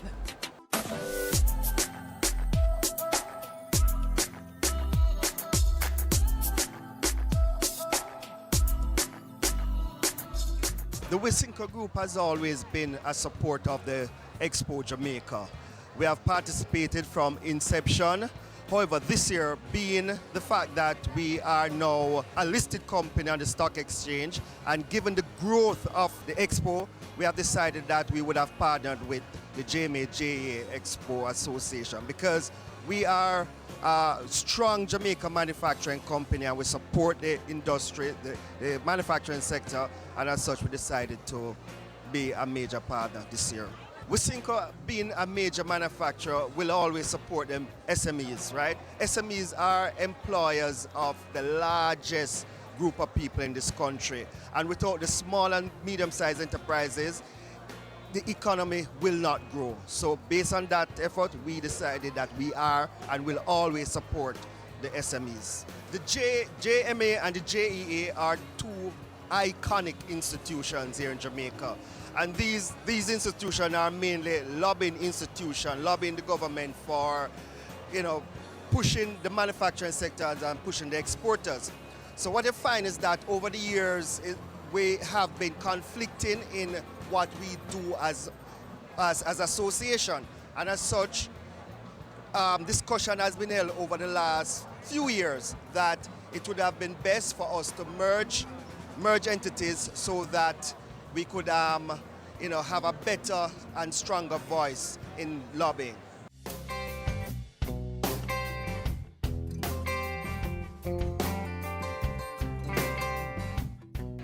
Urban Orchids JA provides silk floral botanicals for spaces that need beautifying all year round, for spaces also that don't get enough light. And there are a lot of us who cannot take care of orchids, so this is a viable alternative for that. We also do succulent plants. These are small plants that can hold in the palm of your hand, and they're beautiful. They are realistic and they look and feel real. For half the cost, basically, that's what we do. Expo has been amazing. There has been a lot of networking, and it's been promising for us so far, and it's definitely something we'll do at Expo 2020 because it has been a good experience. Expo Jamaica helps small businesses to network with the larger businesses who may help in distribution and providing supplies for smaller companies. We also get to meet mentors, and we get to experience, events that will bolster us into the market of supplying to larger companies. You can find Urban Orchids JA on Instagram at urban_orchids JA. That's urban_orchids JA. You can contact us at 473-2723.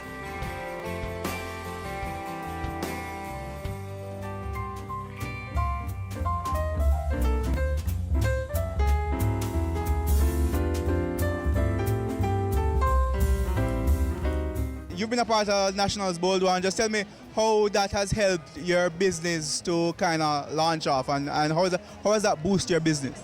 Well, Bold Ones are a very phenomenal experience. One, the kind of promotion, publicity, and advertising that Bold Ones has helped us to do is amazing. First of all, the official launch our recognition as well, helping to cement our branding in Jamaica as an authentic premium Jamaican brand.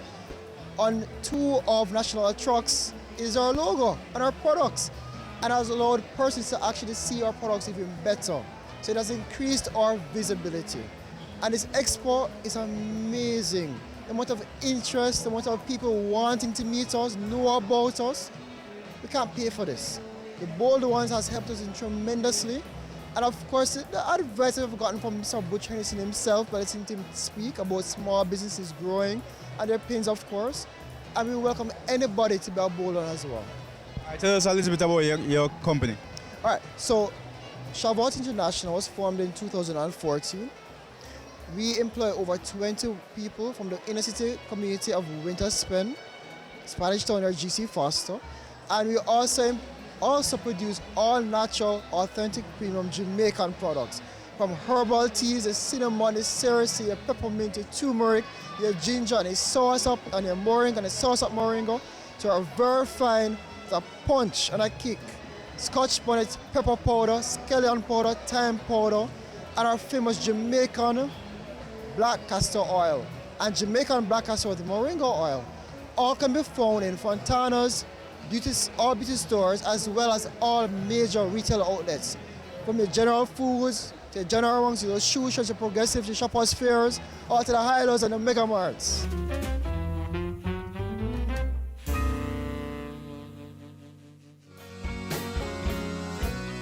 Tell us about how has Expo been for you this year? Expo 2018 has been very exciting. First of all, we are very appreciative to be included as part of one of the Bold Ones once again. So it has given us the opportunity to expose our brand to the Jamaican market. And again, we are getting a very enthusiastic response. I think Jamaicans are beginning to see that there are a lot of good new products being developed, a lot of good young entrepreneurs putting out good products. How significant has it been for your business to be a part of Nationals Bold One? And talk to me about how has National helped to boost your business? Well, by being included, they have given us certain, infrastructure and sponsorship supports. But again, just the recognition from a company like National, it gives you a lot of encouragement. It also gives you a certain level of acceptance and credibility in the market, because these are companies that, have been reviewed and have been deemed, to be worthy upcoming companies. Not to say there aren't many more, but, as one of the Bold Ones, it gives us a certain advantage. All right, quickly, just tell us a little bit about your product. Well, Belcourt Blue Mountain Preserves, all natural gourmet products made in Jamaica, all natural. So we don't use any artificial colors, flavors, ingredients, preservatives. These basically are my wife's recipes. She has developed most of them. She is a cook, gardener, and foodie in the family. So you could say she is the inspiration for this brand, and you could say I am sort of the perspiration for the brand.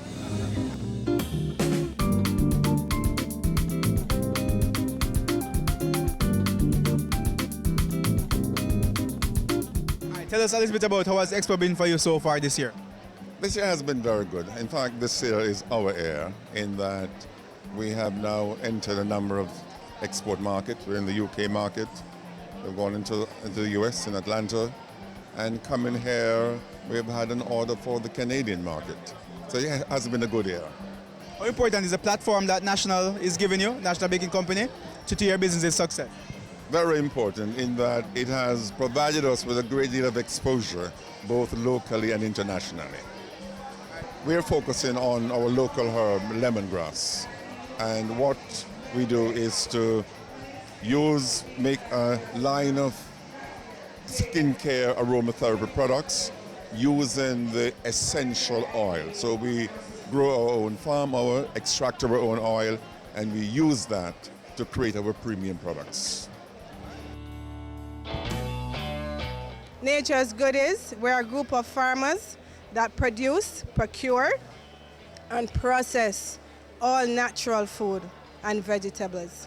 Our signature product is our pressed plantains, which is green plantains that we process at our factory in Spanish Town. We press it and make it more convenient for you to have it, vacuum seal it, and you can have it at all the supermarkets island-wide. We do a line of flour, sweet potato, cassava, breadfruit, yam, all gluten-free, all natural, no additives, no preservatives. I'm hoping that Nature's Goodies Jamaica gets a lot of exposure, and so far so good, to be honest. JAMPRO and JEA have been really supportive of small businesses like ours, and I'm hoping that our products get the exposure both locally and internationally, and that we can secure orders coming out of the expo.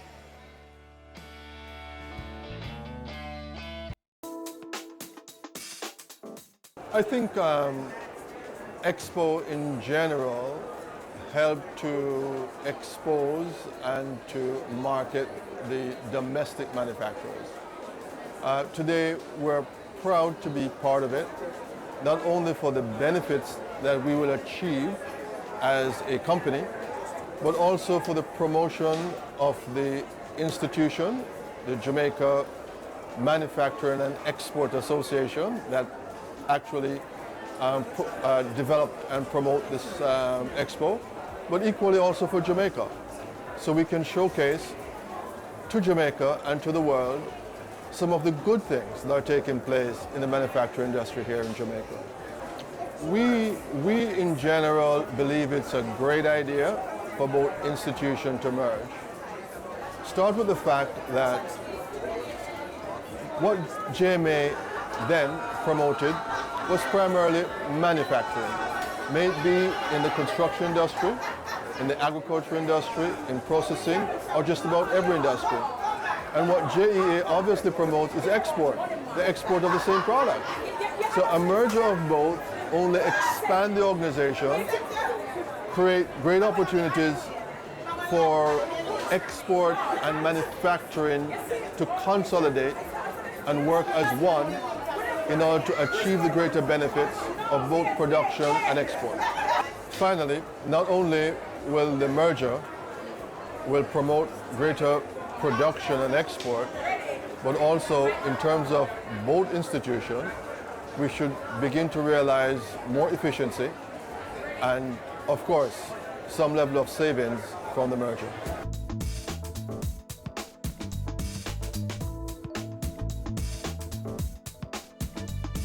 We go to a short break, but much more from Expo Jamaica 2018.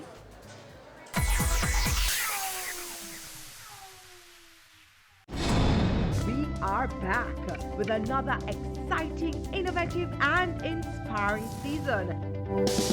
It takes a lot of stick-to-itiveness, being consistent and persistent in whatever you're doing. That's the bottom line. Business exists to add value to people's lives. And if we're not doing that, might as well lock down the store and just call it a day. It's a season 3 of Creating Wealth, Mondays at 8 p.m. on Business Access TV. Have you seen it? It's BATV Live. Live streams of business news weekdays at 7:30 p.m. Stay on point Thursdays at 8 p.m. with our Business Current Affairs show and Weekend Business Report Saturdays at 7:30 p.m. wherever you are. Log on to our Facebook page at Business Access TV or visit our website at batvja.com. Live and at your fingertips.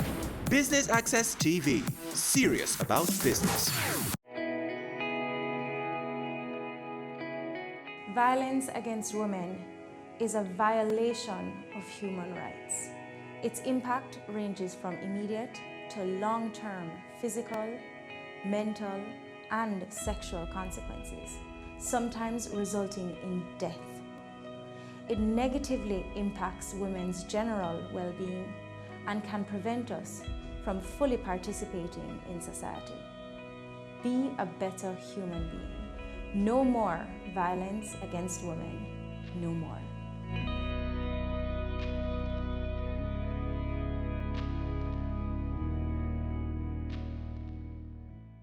Ready for cable for as little as $100? Ready for no monthly cable bill? Ready for 10 TV channels absolutely free? Then pick up our Ready TV box at authorized stores for $4,500. Hook it up to your TV set, then top it up with Ready Credit for 1, 7, or 30 days. Buy now and get $1,000 free Ready Credit and start watching your favorite shows. Pick it up, hook it up, top it up. Ready TV. Prepaid cable TV when you're ready. Now serving Kingston and St. Catherine. Limited time offer while stocks last. Conditions apply.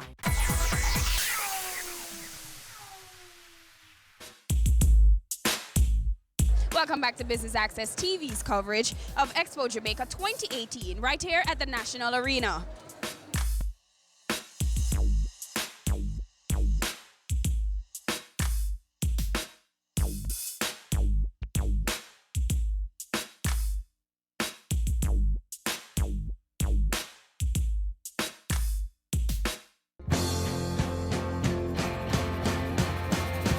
At the Expo this year, CMU is showcasing additive manufacturing, also known as 3D printers or 3D printing. We've brought over a couple of our printers from the laboratory, and we've been getting a really great response of people they've never seen a printer, so we have been demonstrating our 3D printing technology here. What role do you see this having in Jamaica's manufacturing industry? Well, I actually spent 15 years in industry as a manufacturer. I worked in the digital factory at Siemens. And what I saw in that big company was that 3D printing is really the way of the future. So it's really important for us to be in the first wave of things happening. And so Caribbean Maritime University is really just trying to play its role to develop our people, to give them access to this technology, because it's state-of-the-art technology that's being used in industry today. All right, talk to me about CMU's role in helping to move the country's economy forward. So Caribbean Maritime University, we are attaching ourselves to industry. We think that, playing a big role in trying to educate our students so that they can be really great contributors to the nation's development. We have a couple of really strategic areas that we're focused on: logistics and supply chain, obviously tying ourselves to the big logistics initiative, the logistics hub that we're trying to contribute. We also have a state-of-the-art industrial automation training facility that will launch later this year, which will give students and people the ability to access the latest technologies that are being implemented inside of industry. Just as our 3D printing, additive manufacturing is the latest technology. So CMU is really trying to enable our nation, position our people, our human capital for the future, and to be able to grow our nation and contribute to the development of Jamaica and the region, actually.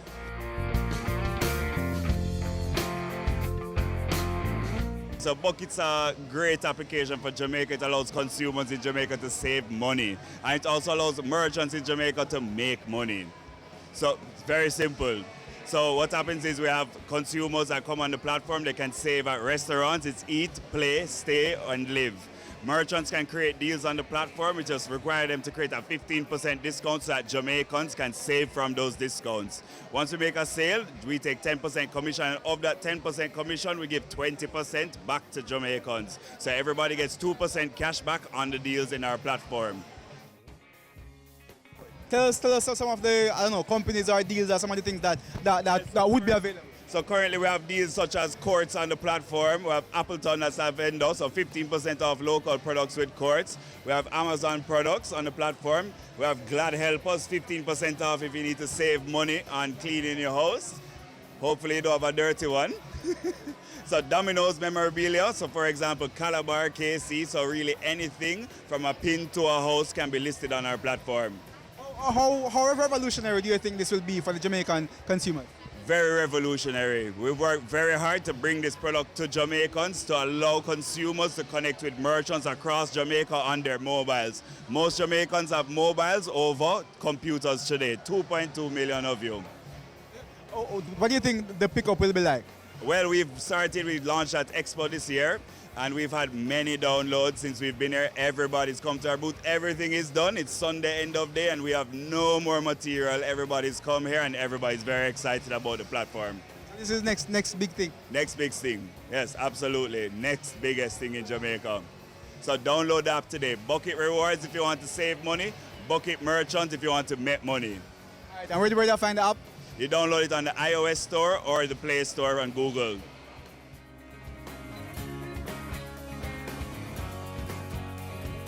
Well, this is the first time we've actually come to this because I saw it advertised before and I was quite interested to come. Just saying, when we came this morning, we obviously got the times wrong, so we went away and come back. So this is our first, so we hopefully will be coming again. So we're just going to have a good look around now.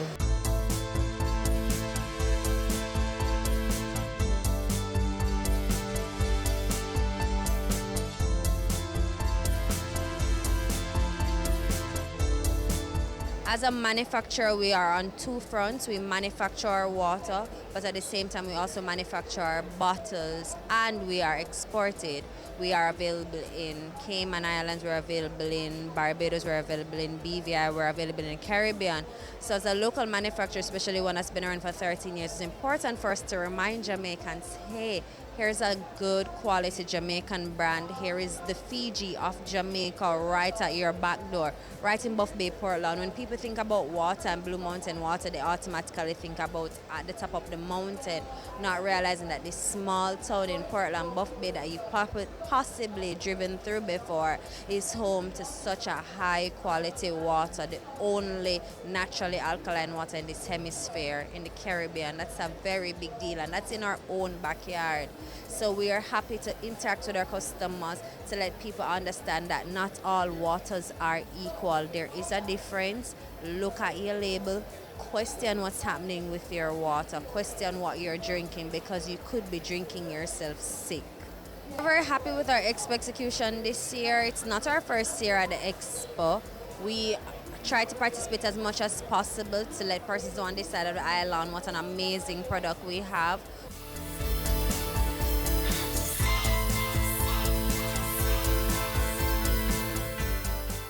A show like this for all size enterprises is useful because the attendees are buyers from multiple countries. For this year's show, there are 26 different countries represented, and you have local consumers. Consumers like to come to this show and see what the manufacturers are offering. So whether you're small, medium, or large, it's a great opportunity to showcase your products.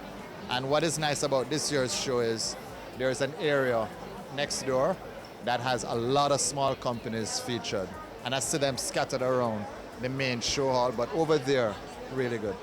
At the show here for Tortuga, the kind of buyers that would have been here that interests Tortuga would be hotel buyers. So apparently a lot of the hotels sent representatives on Thursday, and we had lots of meetings with them to move the business forward. So it was useful in that regard for Tortuga. And just me, I'm observing consumer interaction with the brand. A lot of Jamaicans don't realize that the majority of Tortuga products, the rum cakes, are made here in Jamaica at 9C Retirement Crescent, Kingston 5. And people need to remember that if they want to take a piece of Jamaica to give to a friend or family overseas, Tortuga rum cake is a good choice. Detox is a natural drink. We have the Moringue, Noni Sorrel, Guava Sorrel, Powerman, Hard Driver, product of Jamaica. Experience of Expo 2018 is a awesome one.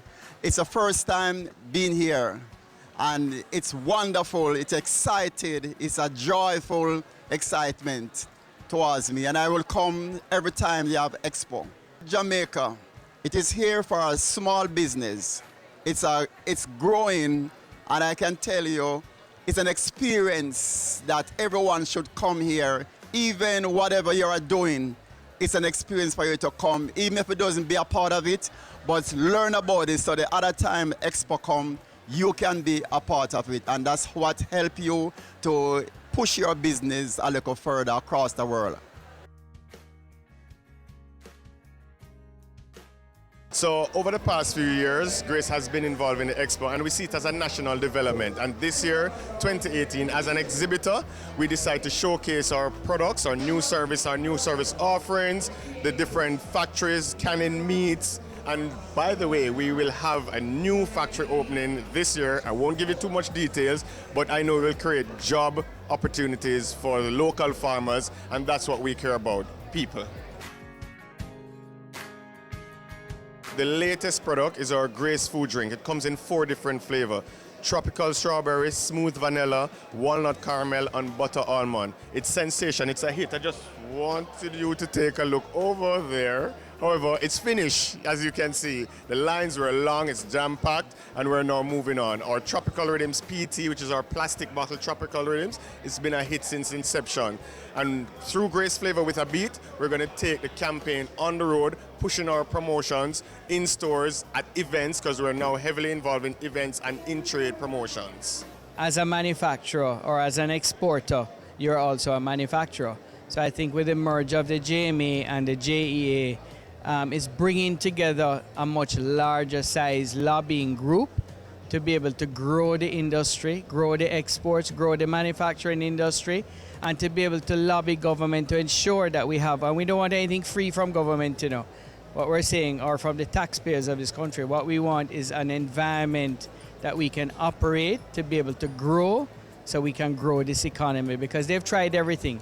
They've pushed on tourism, they're pushing BPO, they're pushing agriculture, but nobody's ever really focused on pushing the manufacturing sector.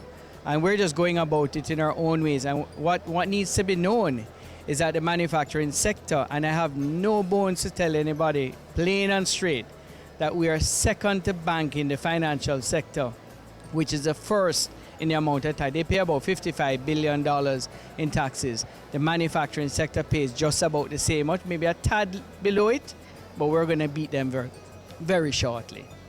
So it is a very important sector.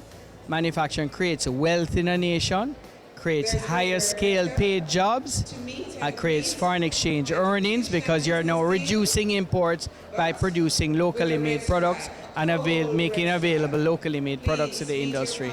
So it is a win-win for everybody. And what we want is government, opposition, and the people of Jamaica to realize the importance of this sector to grow in this nation. And we've done everything, but we haven't been able to get the growth. Let's focus on those industries too, which are very important: tourism, BPOs, and agriculture, very important. That linkage needs to be created and grown, but the manufacturing sector is a main industry that's going to carry this nation. We've been carrying it for a very long time, but nobody realized how important. I mean, $55 billion, second to the major taxpayer of this country, which is banking, is now second in line to banking in terms of taxes. That's a big, huge sum that they need to look at and pay very strict attention to. I believe the merger between JMA and JEA is actually a very good thing. I think that there are natural synergies between the two companies, and I think that there are tremendous cost-saving implications. And the merger, to me, would just create a stronger organization. For my company, what I would want out of that merger is just ease of doing business, actually, greater facilitation with doing businesses, especially export business, I think that the JMA understands the manufacturing side of our businesses, and the JEA understands the export side, and where those two can collaborate to help me to fine-tune my business activities. I really look forward to that, and I believe they would be able to deliver that. A one-stop shop is always better than going to multiple places.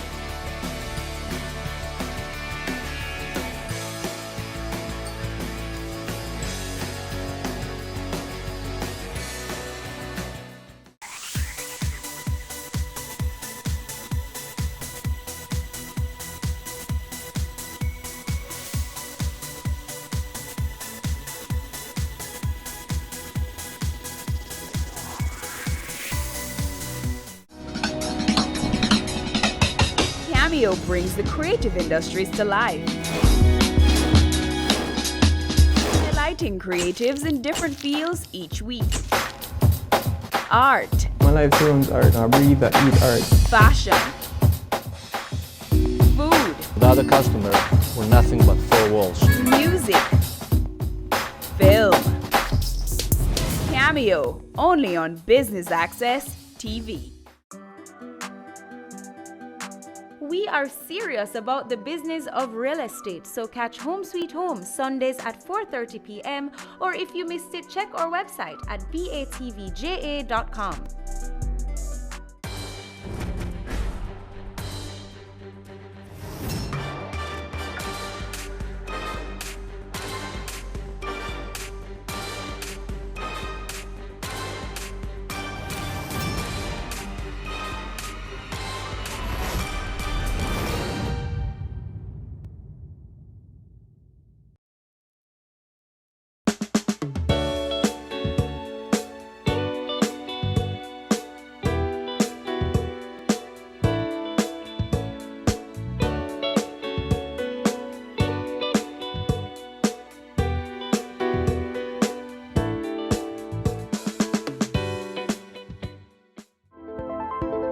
The Digicel Foundation's Face of Change competition was launched earlier this year to highlight the work of community organizations across Jamaica. This week on Caring Hands, we introduce to you 3 of the competition's top 6 finalists. The 6th place finalist, the We Care to Share initiative, was born out of a desire to assist the residents of the Franklin Town community in Kingston, Jamaica.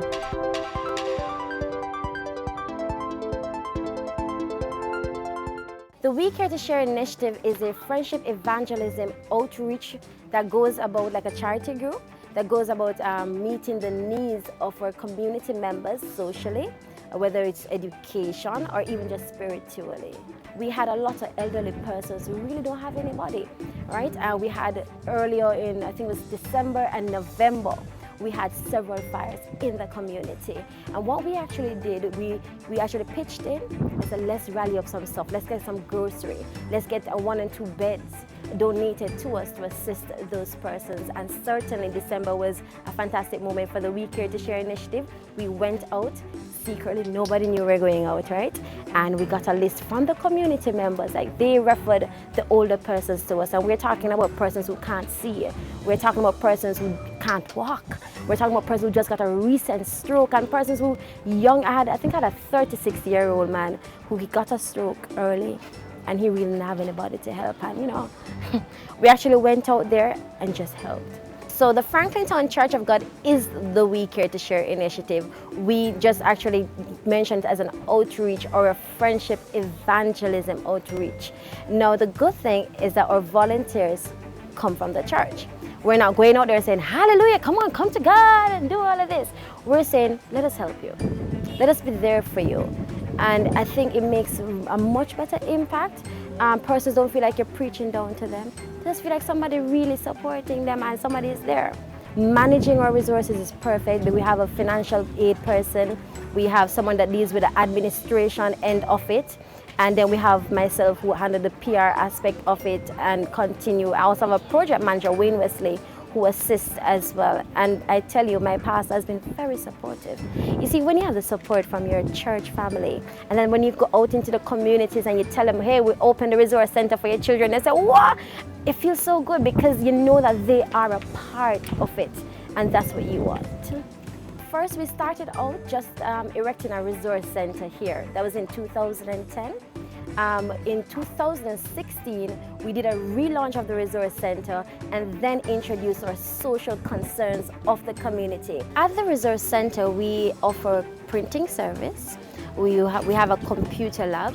We have an outdoor study area as well as a little library. Go on with something. In addition, you get one-on-one assistance, and that's the best part. We have trained teachers who give up their time, come by the lab, and you kind of get some help with homework.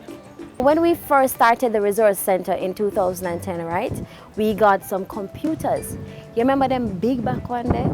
Yeah. So those were what we had in our resource center what we did in 2016 is a relaunch. We actually restored it, we removed those, we got more modern type computers now.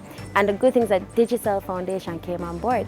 You see, we got we call it processor, a centralized processor. So now we have all the computers that are just attached to one unit thanks to Digicel Foundation, because trust me, we really needed it. So when the Digicel Foundation publicized the Face of Change competition, we thought, why not? I tell you, the workshop was a worthwhile experience for us because it actually helped us to come back to the drawing board. How are we going to plan for the year to assist our people that we want to assist, and who are we going to take on board? It also opened an opportunity for us to partner with other organizations who share the same mission, and that I believe was a plus to it. One of the things I like about the group that we're with, the We Care to Share initiative, is that we stand for 3 S's. We're soulful, we're sacrificial, and we're selfless. I have volunteers who come in and stay up all night just say, what are we going to do to help? And I like the fact that they're motivated by themselves to help. So we don't have to worry about volunteers one bit. Volunteers is here. But one of the challenges that we face sometimes is a timeline and the amount of persons that we would want to affect or impact. That can be a little bit challenging. Sometimes it's just too much and the resources are really not there. But the good thing is that we go out and we do that which we're called to do as Christians and as just human beings. We're here to look after our brother. We should be our brother's keeper, and I really believe in it. As the president, I really believe in it.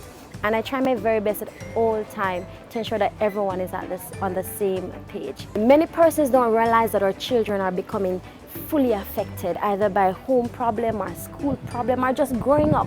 They're open to so much. And what's happening is that they have become withdrawn. I have 4-year-olds who are depressed, and I'm telling you, the other day he punched a wall and his hand got blistered. And when you have to look at that child and hold that child, it says a lot, right? And these are things we go out now and say, listen, let us encourage you. So what we did the other day for February 2017 is we went out into the neighboring schools and encourage our Jesus students with a motivational tour. Boy, that was something. We went into schools where we didn't even know that they would have been so receptive. I had a child who walked over and said, boy, I'm gonna take my candle that Jesus up me, and as a guy, a little boy, and I was like, what happened? I can't do it, too much pressure, man, too much pressure. And it was remarkable just talking to him, how he got calm.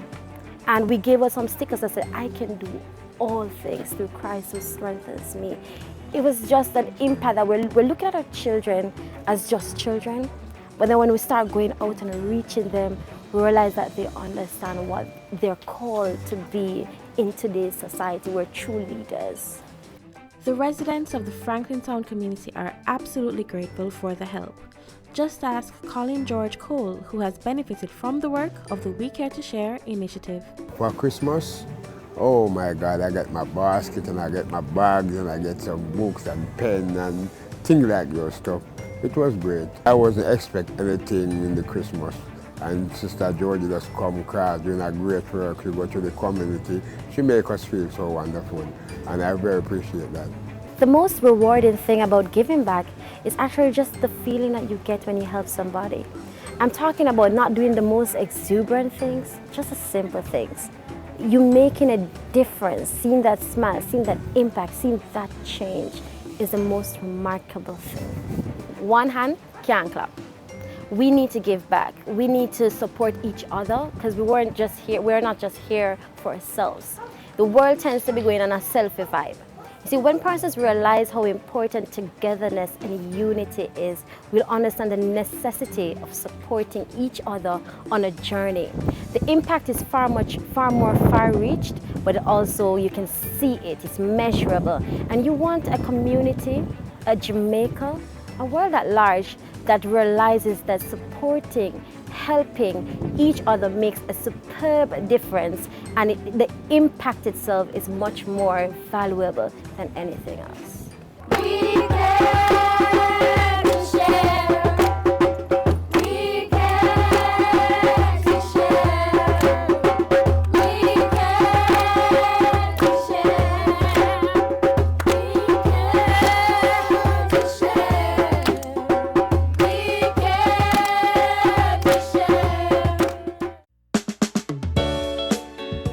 holding up on caring hands.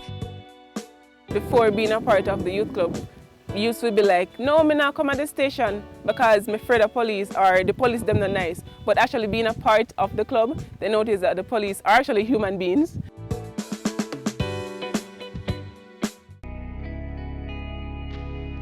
Our women are the backbone of our society. They deserve to be protected and respected. Domestic violence is not okay. Speak up and speak out. No more violence against women. We are back with another exciting, innovative and inspiring season. It takes a lot of stick-to-itiveness, being consistent and persistent in whatever you're doing. That's the bottom line. Business exists to add value to people's lives. And if we're not doing that, might as well we knock down the store and just call it a day. It's a season 3 of Creating Wealth, Mondays at 8 p.m. on Business Access TV. Stay current and gain more information on the ever-evolving industry of real estate on Home Sweet Home, Sundays at 4:30 p.m. on Business Access TV.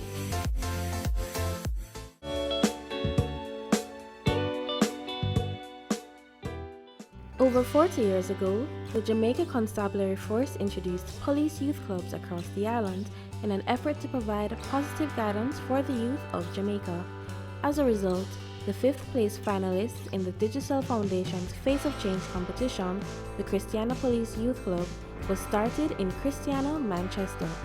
Christiana Police Youth Club is geared towards building a better and safer and more friendly environment for the youth and citizens overall who live in and around Christiana area. The Police Youth Club was formed to get young people more actively engaged in police to citizen engagement. So the youth would be like a bridge to get people to see the human side of the police force. So we are in the CSSB part, that is the Community Safety and Security branch, where we are now doing community policing. So instead of sitting down at the station, the police will be in the community, actively engaging with people, with citizens, and so they can have a more holistic and sociable relationship. Christiana Police Youth Club has been around from about 2000. Yes, so it's 17 years. I've been a part of it for almost 11 years now. The constitution of the club, a police officer has to be the leader. So a police officer is the leader, and separate and apart from that, other police officers get involved at various levels, whether it's in the fundraising activities, on the projects themselves, the work days, every aspect of it. The meetings, the weekly meetings are held right here at the station, and whoever is available at the time goes up and participates. We do a monthly feeding project where we feed the homeless. We get donations from club members or business people in the community. We feed them. We are engaged in educational activities. Last year, December, we were the winner of the Manchester PYC debate competition. We are engaged in sporting activities like netball or football or so forth. And we are engaged in welfare. If we see a need to help somebody that is poorer than us or really poor, we will get donations and help them. Henceforth, that is how we came up with the idea of building a house for Miss Gurley. Members of the Christiana Police Youth Club have reaped various benefits over the years. One such member is the club's current president, Roseanne Swaby. So I joined the club in August 2014, and since then, 2015, I was the assistant secretary to Miss Shanika Davis, and 2016, I was the secretary, and since this year now, I've been the president. Since I've joined the youth club, Personally, I've become more responsible because I have roles on my plate. Like being a secretary, I had to research what does being a secretary entail, so I learned a lot from being in that position. Based on the projects that we have been doing, based on the outreach programs, based on our whole socialization with individuals, we have seen where young people have gotten jobs, schooling. They have changed their whole behavioral pattern. Seen when they come into the club and see the different environment, they are now eager to do something good, be a part of something good.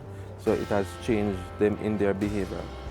But from the inception of police youth clubs as a direct strategy to community outreach, it has reaped benefits untold.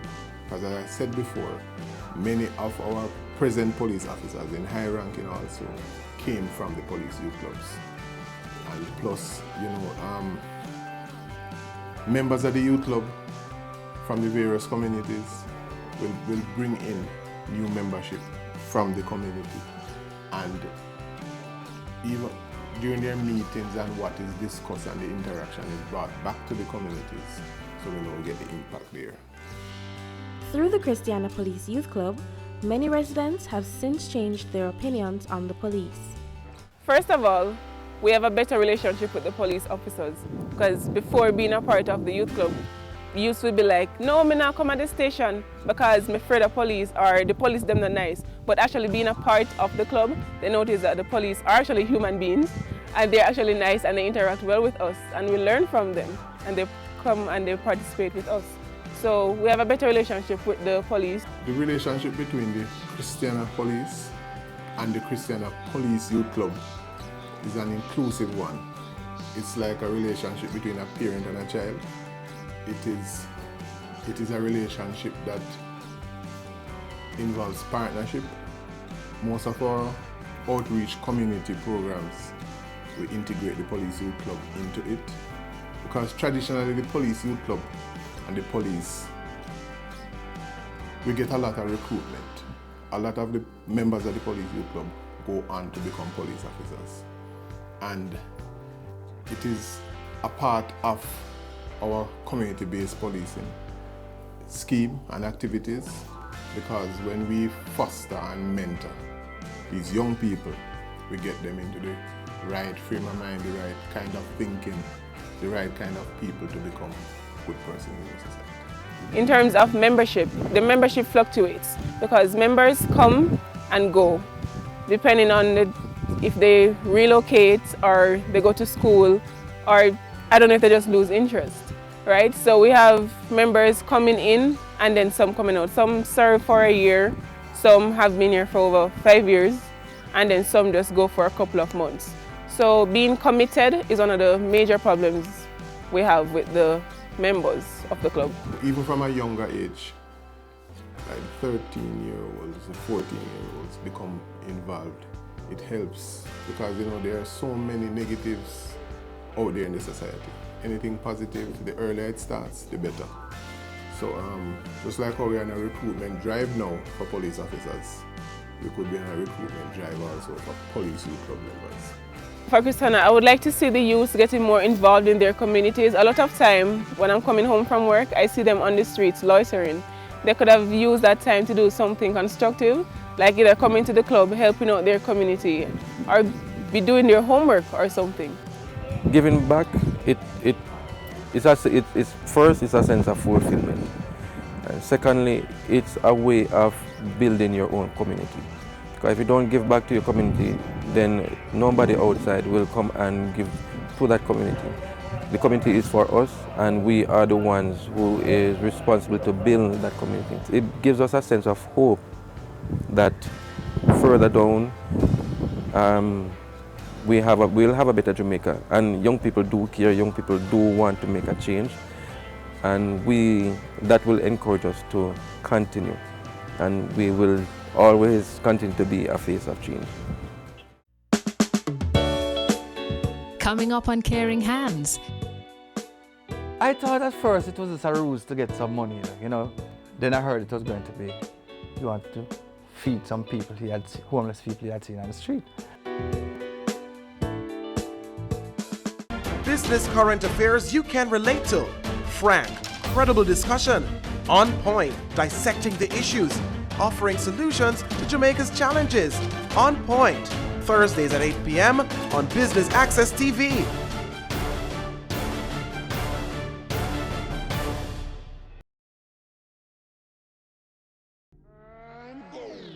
Career Moves has always explored interesting careers, highlighting all you may not have known about them. This season is no different. Coming back to Jamaica, everyone's like, Fizzy what? Fizzy who? When you find a bright boy or girl in the class and people say, what are you going to be? The parents say, you have to go be a doctor, you have to go be a lawyer. Nobody says you have to go be a politician. Let me see your hands! Tune in Tuesdays at 8 p.m. on Business Access TV. It's season 12, and Wealth Magazine Business Access is here to keep you business savvy. With an impressive mix of some of Jamaica's most inspiring business moguls, we continue to keep Jamaica informed, empowered, and ready to dominate. Tune in Sundays at 5 p.m. only on BATV. You're watching Business Access. Business Access. Business Access. Business Access TV. Serious about business.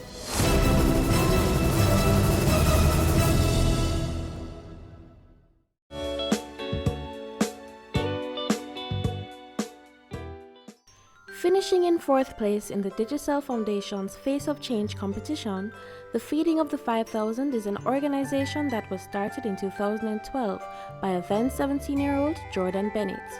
What started out as a small birthday project has since grown into something even greater. Let me tell you, when you see young people want to do something like this, it is a wonderful thing. And when it's, especially when it's one of your children. I thought at first it was just a ruse to get some money, you know. No, don't buy me the present or keep in the party. Just give me the money. I want to do something special.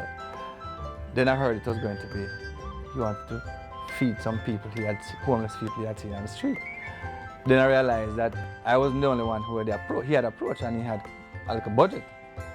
And all of the involvement and people started to call me so that, you know, I hear they need a driver. And I realized it was something big. I decided to do the feeding like a month before my birthday.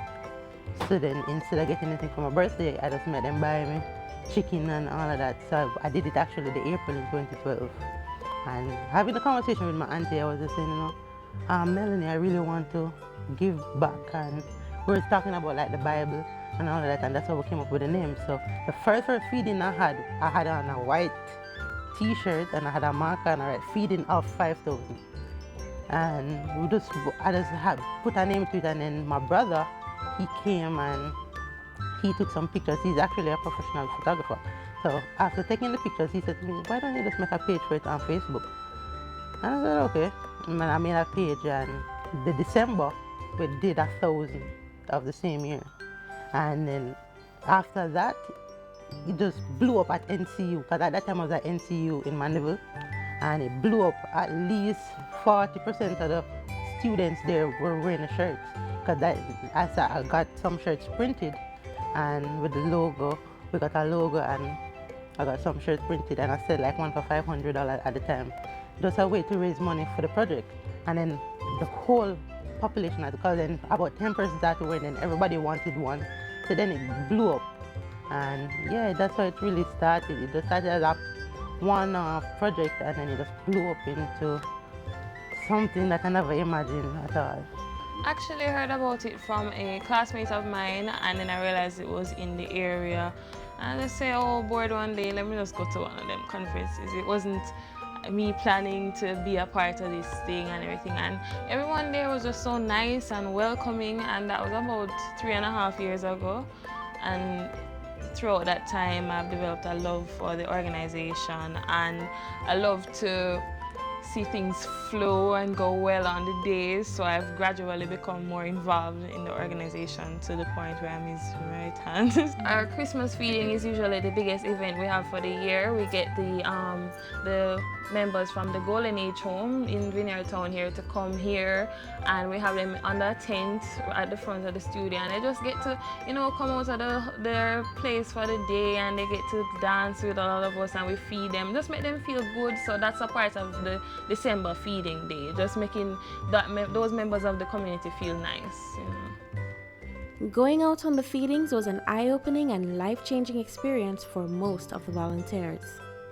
We had a lot of uptown kids who, this was the first involvement or witnessing of people living a certain way in Jamaica. And they were so moved. Some started to cry, some was just, I mean, when you hand somebody to food to somebody who hasn't eaten for days, and that gratitude. And I remember one lady said, when we gave her some stuff, oh God, the children can have breakfast tomorrow. And that was so moving to me, because, you know, none of them had ever faced a situation where they didn't have breakfast the next day, because there was no food. And the reality had started to come in. I feel like every time we have a feeding day or a grocery bag drive, and we go out there, it's like almost like a cleansing of yourself and your being when you see these people being grateful for what you're giving them. You kind of forget about all the little things that have been bothering you about your life and all of that. It's just, you just feel renewed at the end of the day when you go home after this event. You just feel like lighter with all the burdens, the little problems in your life that are, you know, different for other people. Something that we maybe hope to develop with this organization and what the government should do is to help them, not just, you know, you have different organizations like ourselves, not just feed them, but give them something to stand on, you know, maybe start some trade, some skills or something. And there's some of them on the road that really do have mental issues. They're not just homeless, but they have mental issues. So I think the government needs to step up in that case. For anyone who has a desire to go into volunteerism, here's a bit of advice.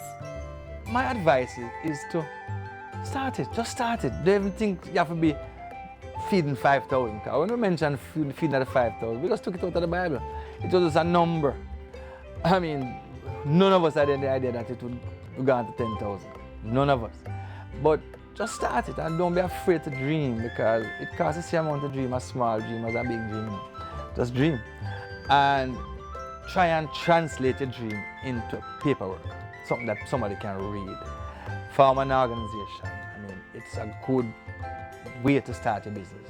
Start a little business and get a team, get a committed team involving both children and parents. In other words, have different age represented on your team, because with age comes experience and knowledge. And luckily for him, he has people who will, you know, help him with the organizational stuff and things. He has teachers, persons who used to work in banks and stuff like that, and always is a person that many Jamaicans today, and just all around the world, are 1 or 2 paychecks away from being homeless. So you can't really think about, oh, they're homeless. Just walk past them. Even though it's kind of something that we used to know, because this homelessness is getting so popular in Jamaica. It is something that we used to seeing now, but that's something that I don't want my heart to get used to seeing. So, and that's why I really want to get some of the volunteers involved. And honestly, the volunteers get much more sometimes than the person who actually feed, because a lot of the volunteers who come with us end up going and starting their own foundation. Who I can't reach, they can. You know, and I always encourage them, because with charity, there's no competition. It's all about working together to do the greater good, which is to spread love in whichever form that is. For anybody that would like to come out and volunteer, or any sponsors that would like to help us in our endeavor to feed more people, please contact us. We would love it so much, and we'd be so grateful, and you'll be helping our nation. Join us next week for another episode of Caring Hands as we share with you the top 3 finalists in the Digicel Foundation's Face of Change competition.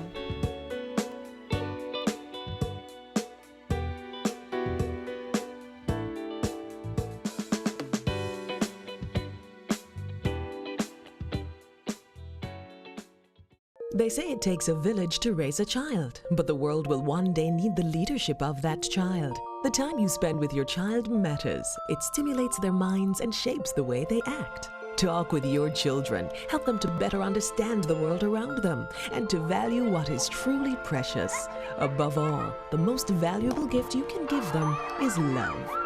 Play, talk, teach, love. Take the time. It makes all the difference. A message from the Parenting Helpline and Ad Council Jamaica. Ready for cable for as little as $100? Ready for no monthly cable bill? Ready for 10 TV channels absolutely free? Then pick up our Ready TV box at authorized stores for $4,500. Hook it up to your TV set, then top it up with Ready Credit for 1, 7, or 30 days. Buy now and get $1,000 free Ready Credit and start watching your favorite shows. Pick it up, hook it up, top it up. Ready TV. Prepaid cable TV when you're ready. Now serving Kingston and St. Catherine. Limited time offer while stocks last. Conditions apply.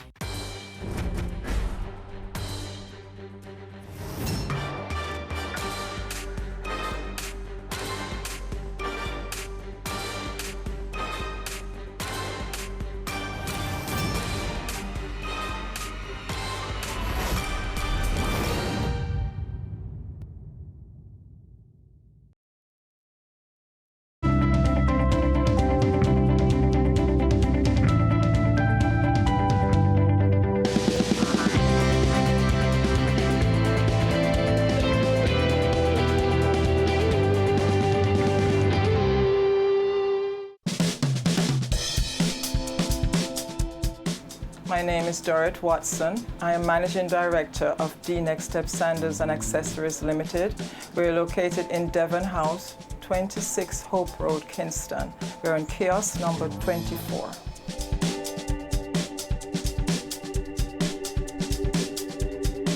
The idea came about because when I lost my job in Florida, I was in charge of human resources there. I came down here on vacation and I kept having visions after I went to the market in Ocho Rios. And I kept having these visions about sandals I was here for 2 weeks, every night it was in the vision. So that's really the beginning of how it really got started. And it just kept going from there, from strength to strength. About 2003, the idea started to flow where I was having people make the sandals for me and come up with some ideas and have them make it for me. And afterwards, we started our own company. So really, we started in Florida, making them in Jamaica, taking them to Florida, and then we just decided to start the company here locally. We manufacture handcrafted leather sandals. We do for male and female. Well, our major market is the female sandals. Our brand gives the customer the opportunity to really create their own look. Customization is always here. Size don't matter. You can pick, we have a wide selection in the store to choose from. But if you want to take our design and tweak it, we allow that to happen. And you can pick the colors you want to blend the colors. And people really like that a lot. So that's really what's built our business, and also the fact that we pad our sandals, so it gives that extra amount of comfort to our sandals. The funds for the business really came from my redundancy money from who I borrowed, money that I had saved up. It was every penny that I could get my hands on. And because I wasn't familiar to shoemaking industry, a lot of my money was, I wouldn't say wasted, but was put into trying things. So it was really just every money I had was in it, and then I started borrowing a little money here, a little money there. Later on, we got a couple of loans, but now we are practically debt-free. I run my business just like I run my house, which means if I don't have it, I don't really spend it. And I always make sure that I have enough money in the back to keep me going, don't matter what. So we're not big on funding outside the company. I try to make whatever we receive in, run the business. The money we used originally was really on leather, and it was really exploring different types of leather, what is good to make what.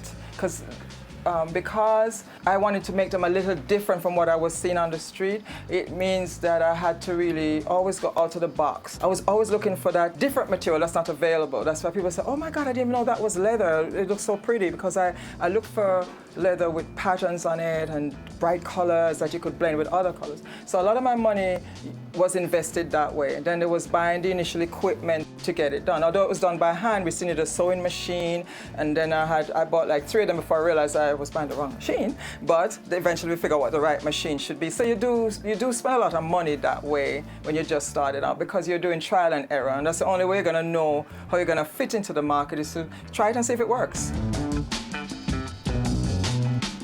We are profitable. We're profitable, and I judge my profitability more than the fact that I don't have to borrow any money to keep going. So, do I have millions in the bank? No, but I have enough to keep us going, and I have enough always to have in the bank that I have 2 weeks payroll. So if nothing was sold for 2 weeks, I can still pay my staff. So if after 2 weeks, then we got nervous, we got worried, but for that time, we figured it out. We were really operating out of the factory at Hero Circle. A lot of people, we had the factory there, and we also had a showroom there. A lot of people weren't very happy with coming to Hero Circle. So it just happened that one day, one of my customers, Miss Frankson, she got somebody a gift certificate. And the lady came down to the store and she said, "Why you have these nice sandals down here? You should be in Devon House." And I didn't even think I could afford to be in Devon House. But lo and behold, a way was made, and that's how we ended up in Devon House. It's a fabulous location to be, because you have the tourists coming in, you have most people come here anyway. It's such a popular place that people enjoy to be at Devon House. They enjoy coming here. So a lot of our customers really like coming here. It's really centrally located, and you get people coming from abroad, people coming from all over, they come here. You know, people who live in Denmark and coming down on vacation, they're more comfortable to come here than I'm sure to go to Hero Circle. Although nothing is wrong with Hero Circle, don't get me wrong. It's just, you know, how the stigma is that some people just think something bad's going to happen to them, but nothing bad's going to happen to them.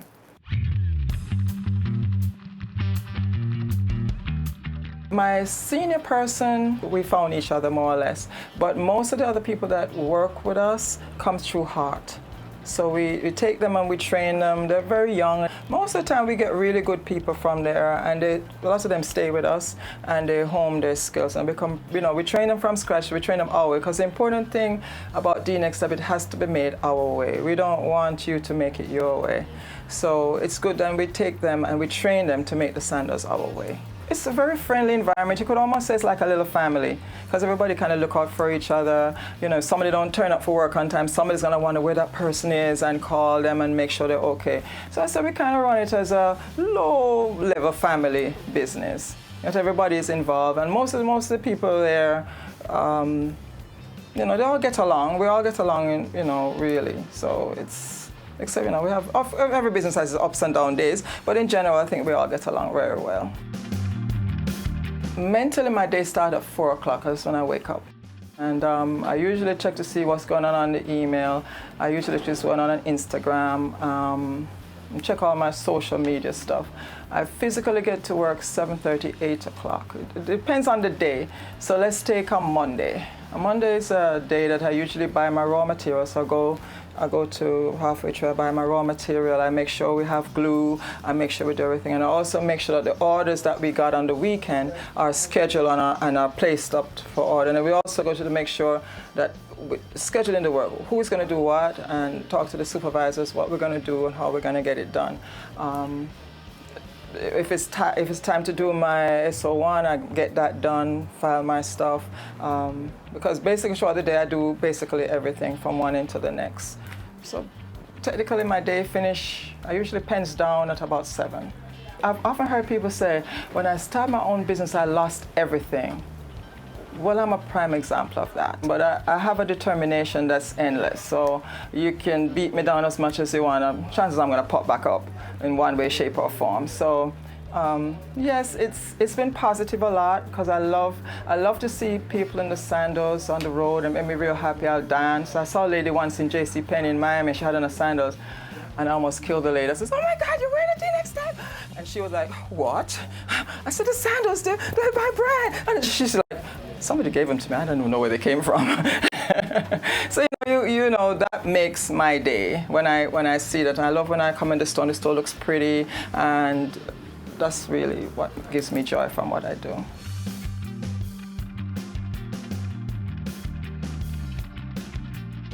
Have you seen it? It's BATV Live. Live streams of business news weekdays at 7:30 p.m. Stay on point Thursdays at 8 p.m. with our Business Current Affairs show and Weekend Business Report Saturdays at 7:30 p.m. wherever you are. Log on to our Facebook page at Business Access TV or visit our website at batvja.com. Live and at your fingertips. Business Access TV. Serious about business. Ready for cable for as little as $100? Ready for no monthly cable bill? Ready for 10 TV channels absolutely free? Then pick up our Ready TV box at authorized stores for $4,500. Hook it up to your TV set, then top it up with Ready Credit for 1, 7, or 30 days. Buy now and get $1,000 free Ready Credit and start watching your favorite shows. Pick it up, hook it up, top it up. Ready TV. Prepaid cable TV when you're ready. Now serving Kingston and St. Catherine. Limited time offer while stocks last. Conditions apply.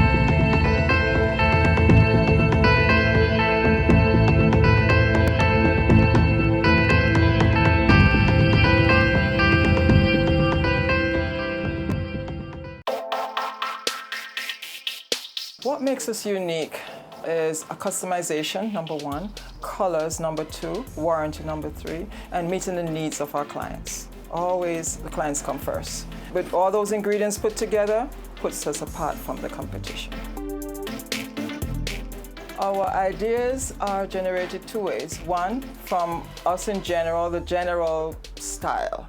So, for example, we might come up with an idea and say, look, we think this is nice. But then when we put it in the store, the client will come in and say, oh, that's a nice style. But what if it was bigger? What if that flower was smaller? What if you add a strap across there?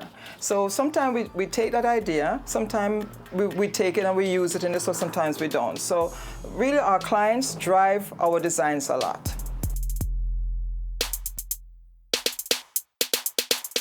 Once you do quality, people will recognize it and they will see each other. I'll give an example. Somebody walking in New York City saw somebody in the sandals and thought it was from one of the stores in New York City and was so surprised that it was made in Jamaica. She came to Jamaica, first thing as she got off the plane, she came to our store.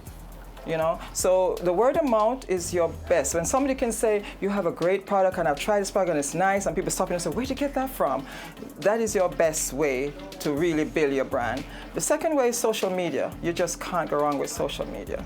And that's where right now we're really focusing on, because we see that most people are driven to social media. So we've just taken that on, and it's really working out well because we're now in touch with people from all over the world. Places, parts of the world that we probably never even heard of, before people are calling us and ordering sandals from. So, you know, it works well that way.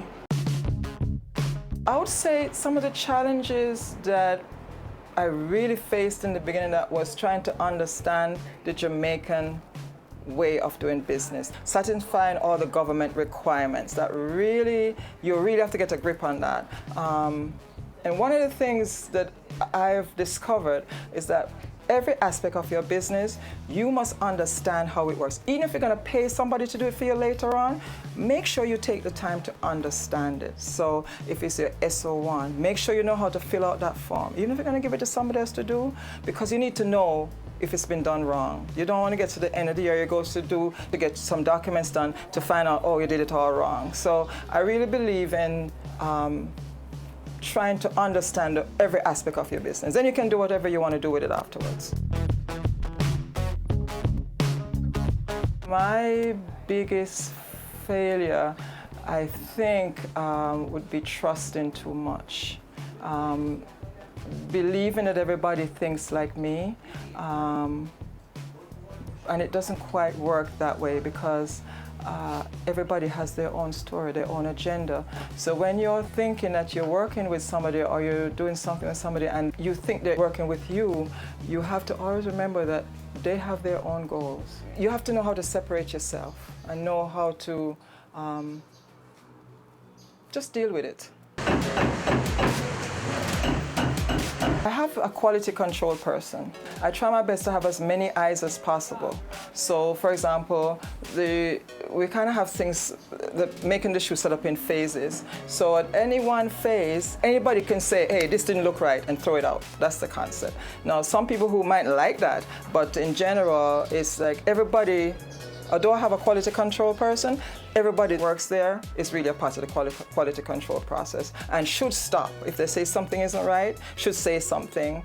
I always tell them, if from you come here day one, you have the right to say, this don't look good, I don't like it.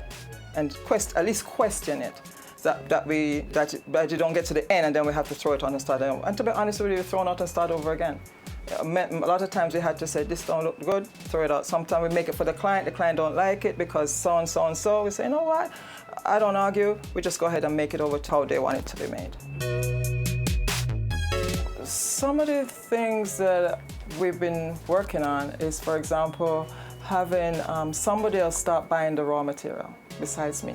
Somebody is teaching somebody when they go to a leather store what to buy. So I'm sort of passing on to that one of the other directors, one of the younger directors, that he's now learning how to source the material, what to look for when he's buying the material, and also basically training him to be my successor. So in that way, the business will keep going, because oftentimes the employees look at me and sometimes I complain and they say to me, hey, what's the plan? So, you know, we have a plan.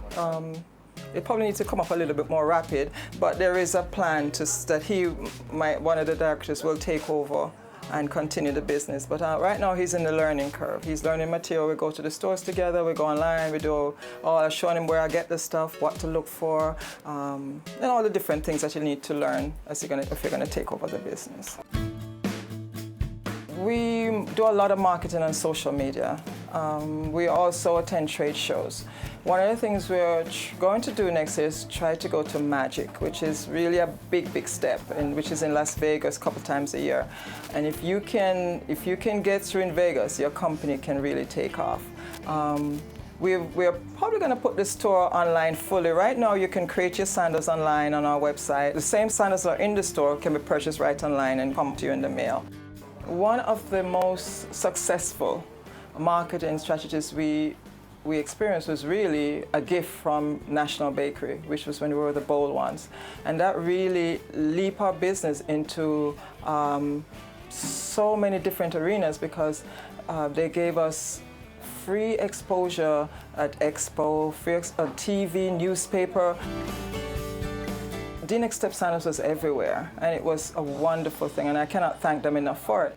Another one, when we just started, was the Innovators. Now, the Innovators, you would think 6 years, people didn't even remember me or that I was on the show. To this day, I'm walking around and people will say, I saw you on the Innovators. And I just think that's really amazing how much people pay attention and to what is out there. And we have received a lot of free marketing, to be honest with you. When we just started, we've got a lot of free marketing that really boosts us and help us to be successful. Nowadays, we're looking forward to going in other directions, playing around more with social media, because what we discovered from analyzing our Instagram traffic was that out of Kingston, our biggest followers are in New York City. So that tells us that we should be doing something in New York City and really looking at who is looking at us, where the people are really following us from, and think what we should find events there to promote the business.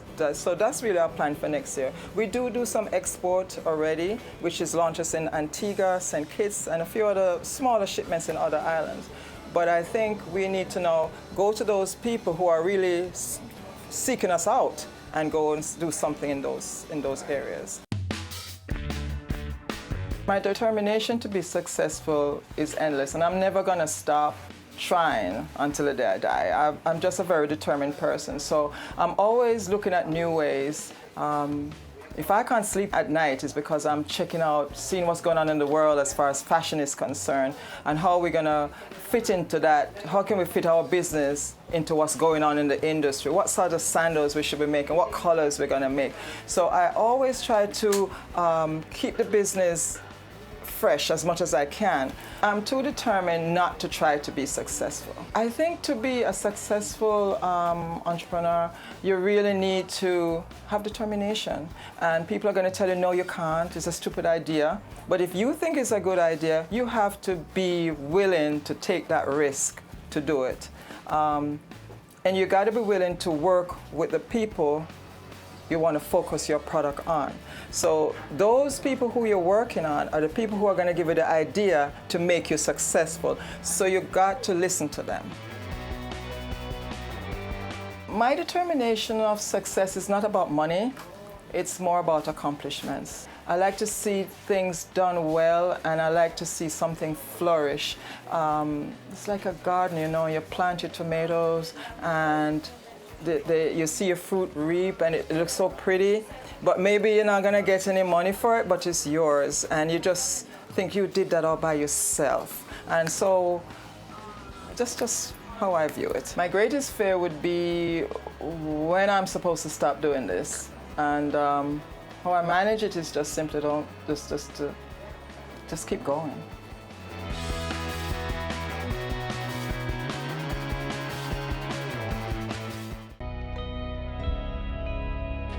The business community has suffered tremendously due to extortion. Some have not just lost their businesses, their jobs, but lost their lives.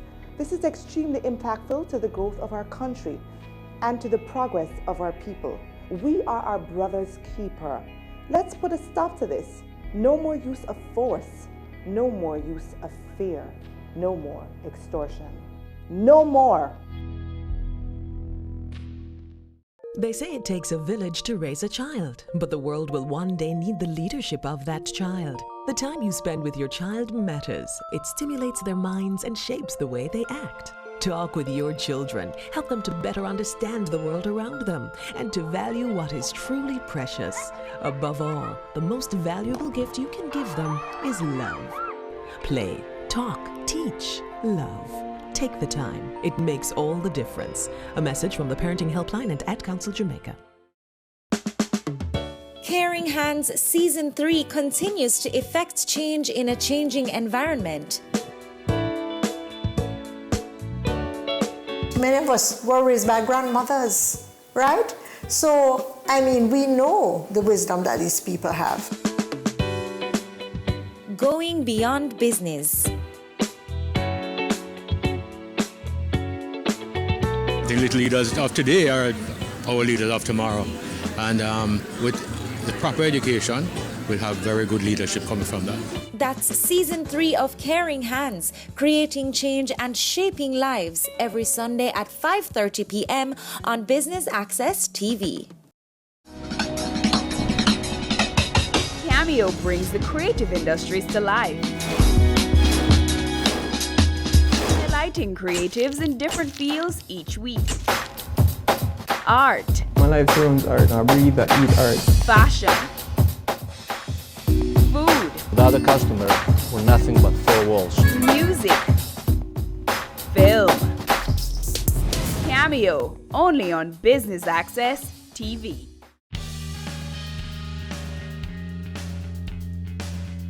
My motivation is really when I walk into a leather store and I see the most beautiful leather, and my idea just starts popping in my head what I can do with that leather, and it really motivates me to want to come back. So even if, say, I left and I think, oh, I don't want to do this anymore, once I walk into the leather store, it's over.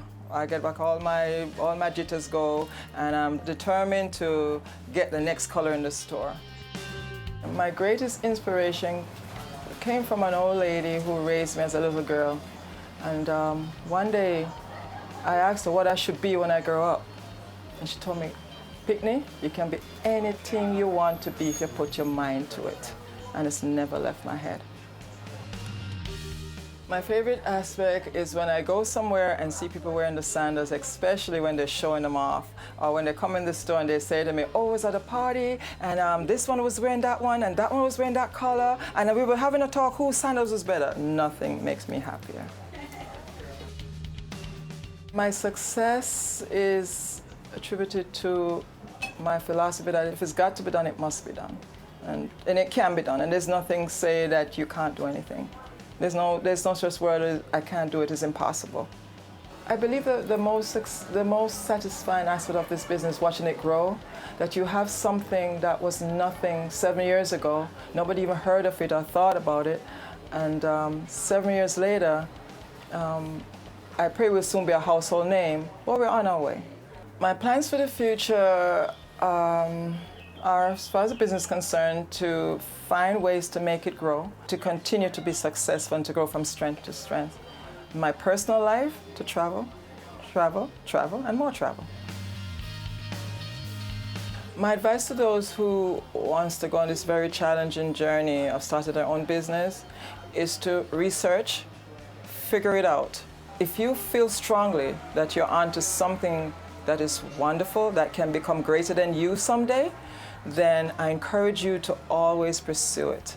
Pursue it in a small amount first and take your time and grow your business to the level that you want to go to take it to. Never be afraid to ask advice. There's a lot of people who will give you good advice, but sometimes too, other people give you bad advice. Learn to distinguish which is good advice and which is not. Look at both sides of the coin before you make a judgment.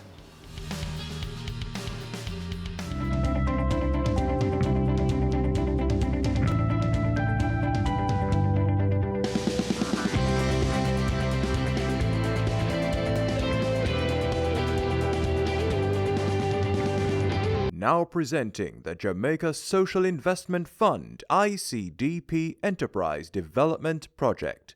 Entrepreneurial Grant Business Pitch. This project is a $100 million grant that's seeking to target 50 small and micro business enterprises and give them training, capacity development, equipment, permits and license towards the development and the viability of their business. We have made a call for proposal in March of this year for entrepreneurs to submit for the opportunity to receive a grant between $1 and $5 million. We received more than 500 applications, and so we have now shortlisted them to 100. So we've invited that top 100 applicants here today, and they're going to have to pitch their business idea to a panel, and of the 150 will actually transpire and win the opportunity for the grants. One of the primary objectives of what we're doing here is employment.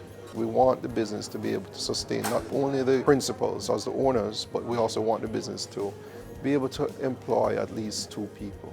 The next part of it, as we do in all of our projects like this, is it provides a learning instrument of how we can engage small and micro enterprises and take them to the next level. Why we're doing this rigorous process, because we want to identify the best potential entrepreneurs for this project. And keep in mind that we are speaking about a loan, so we want to ensure that applicants are committed, and that from a sustainability point of view, that upon receiving the support from JSIP, that in 2-3 years, the enterprises will still be operational and the broader objective of the project would be achieved. Once we have now equipped them and they should be ready to start their production line going, we'll then have a mentorship component.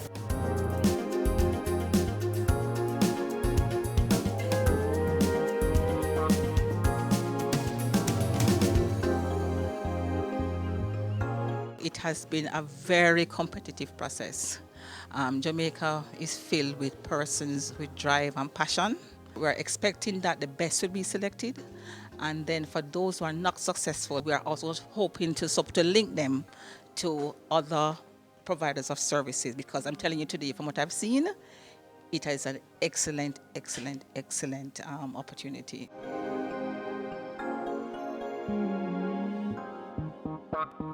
It's worthy of note that many persons coming here today already have some kind of semblance of a business, but they need the additional support to move that business to the another level, as well as some person that come in with those proposals to start from scratch.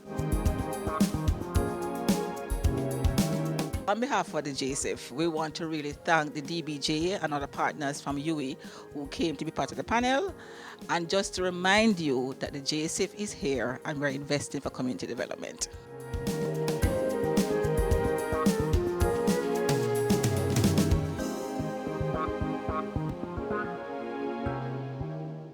It's season 12, and Wealth Magazine Business Access is here to keep you business savvy.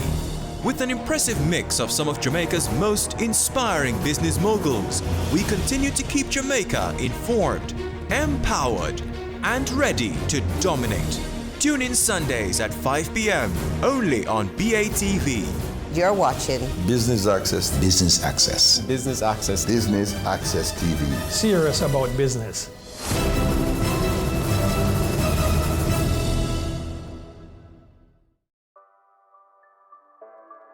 Sundays at 4:30 p.m. It's all about Home Sweet Home.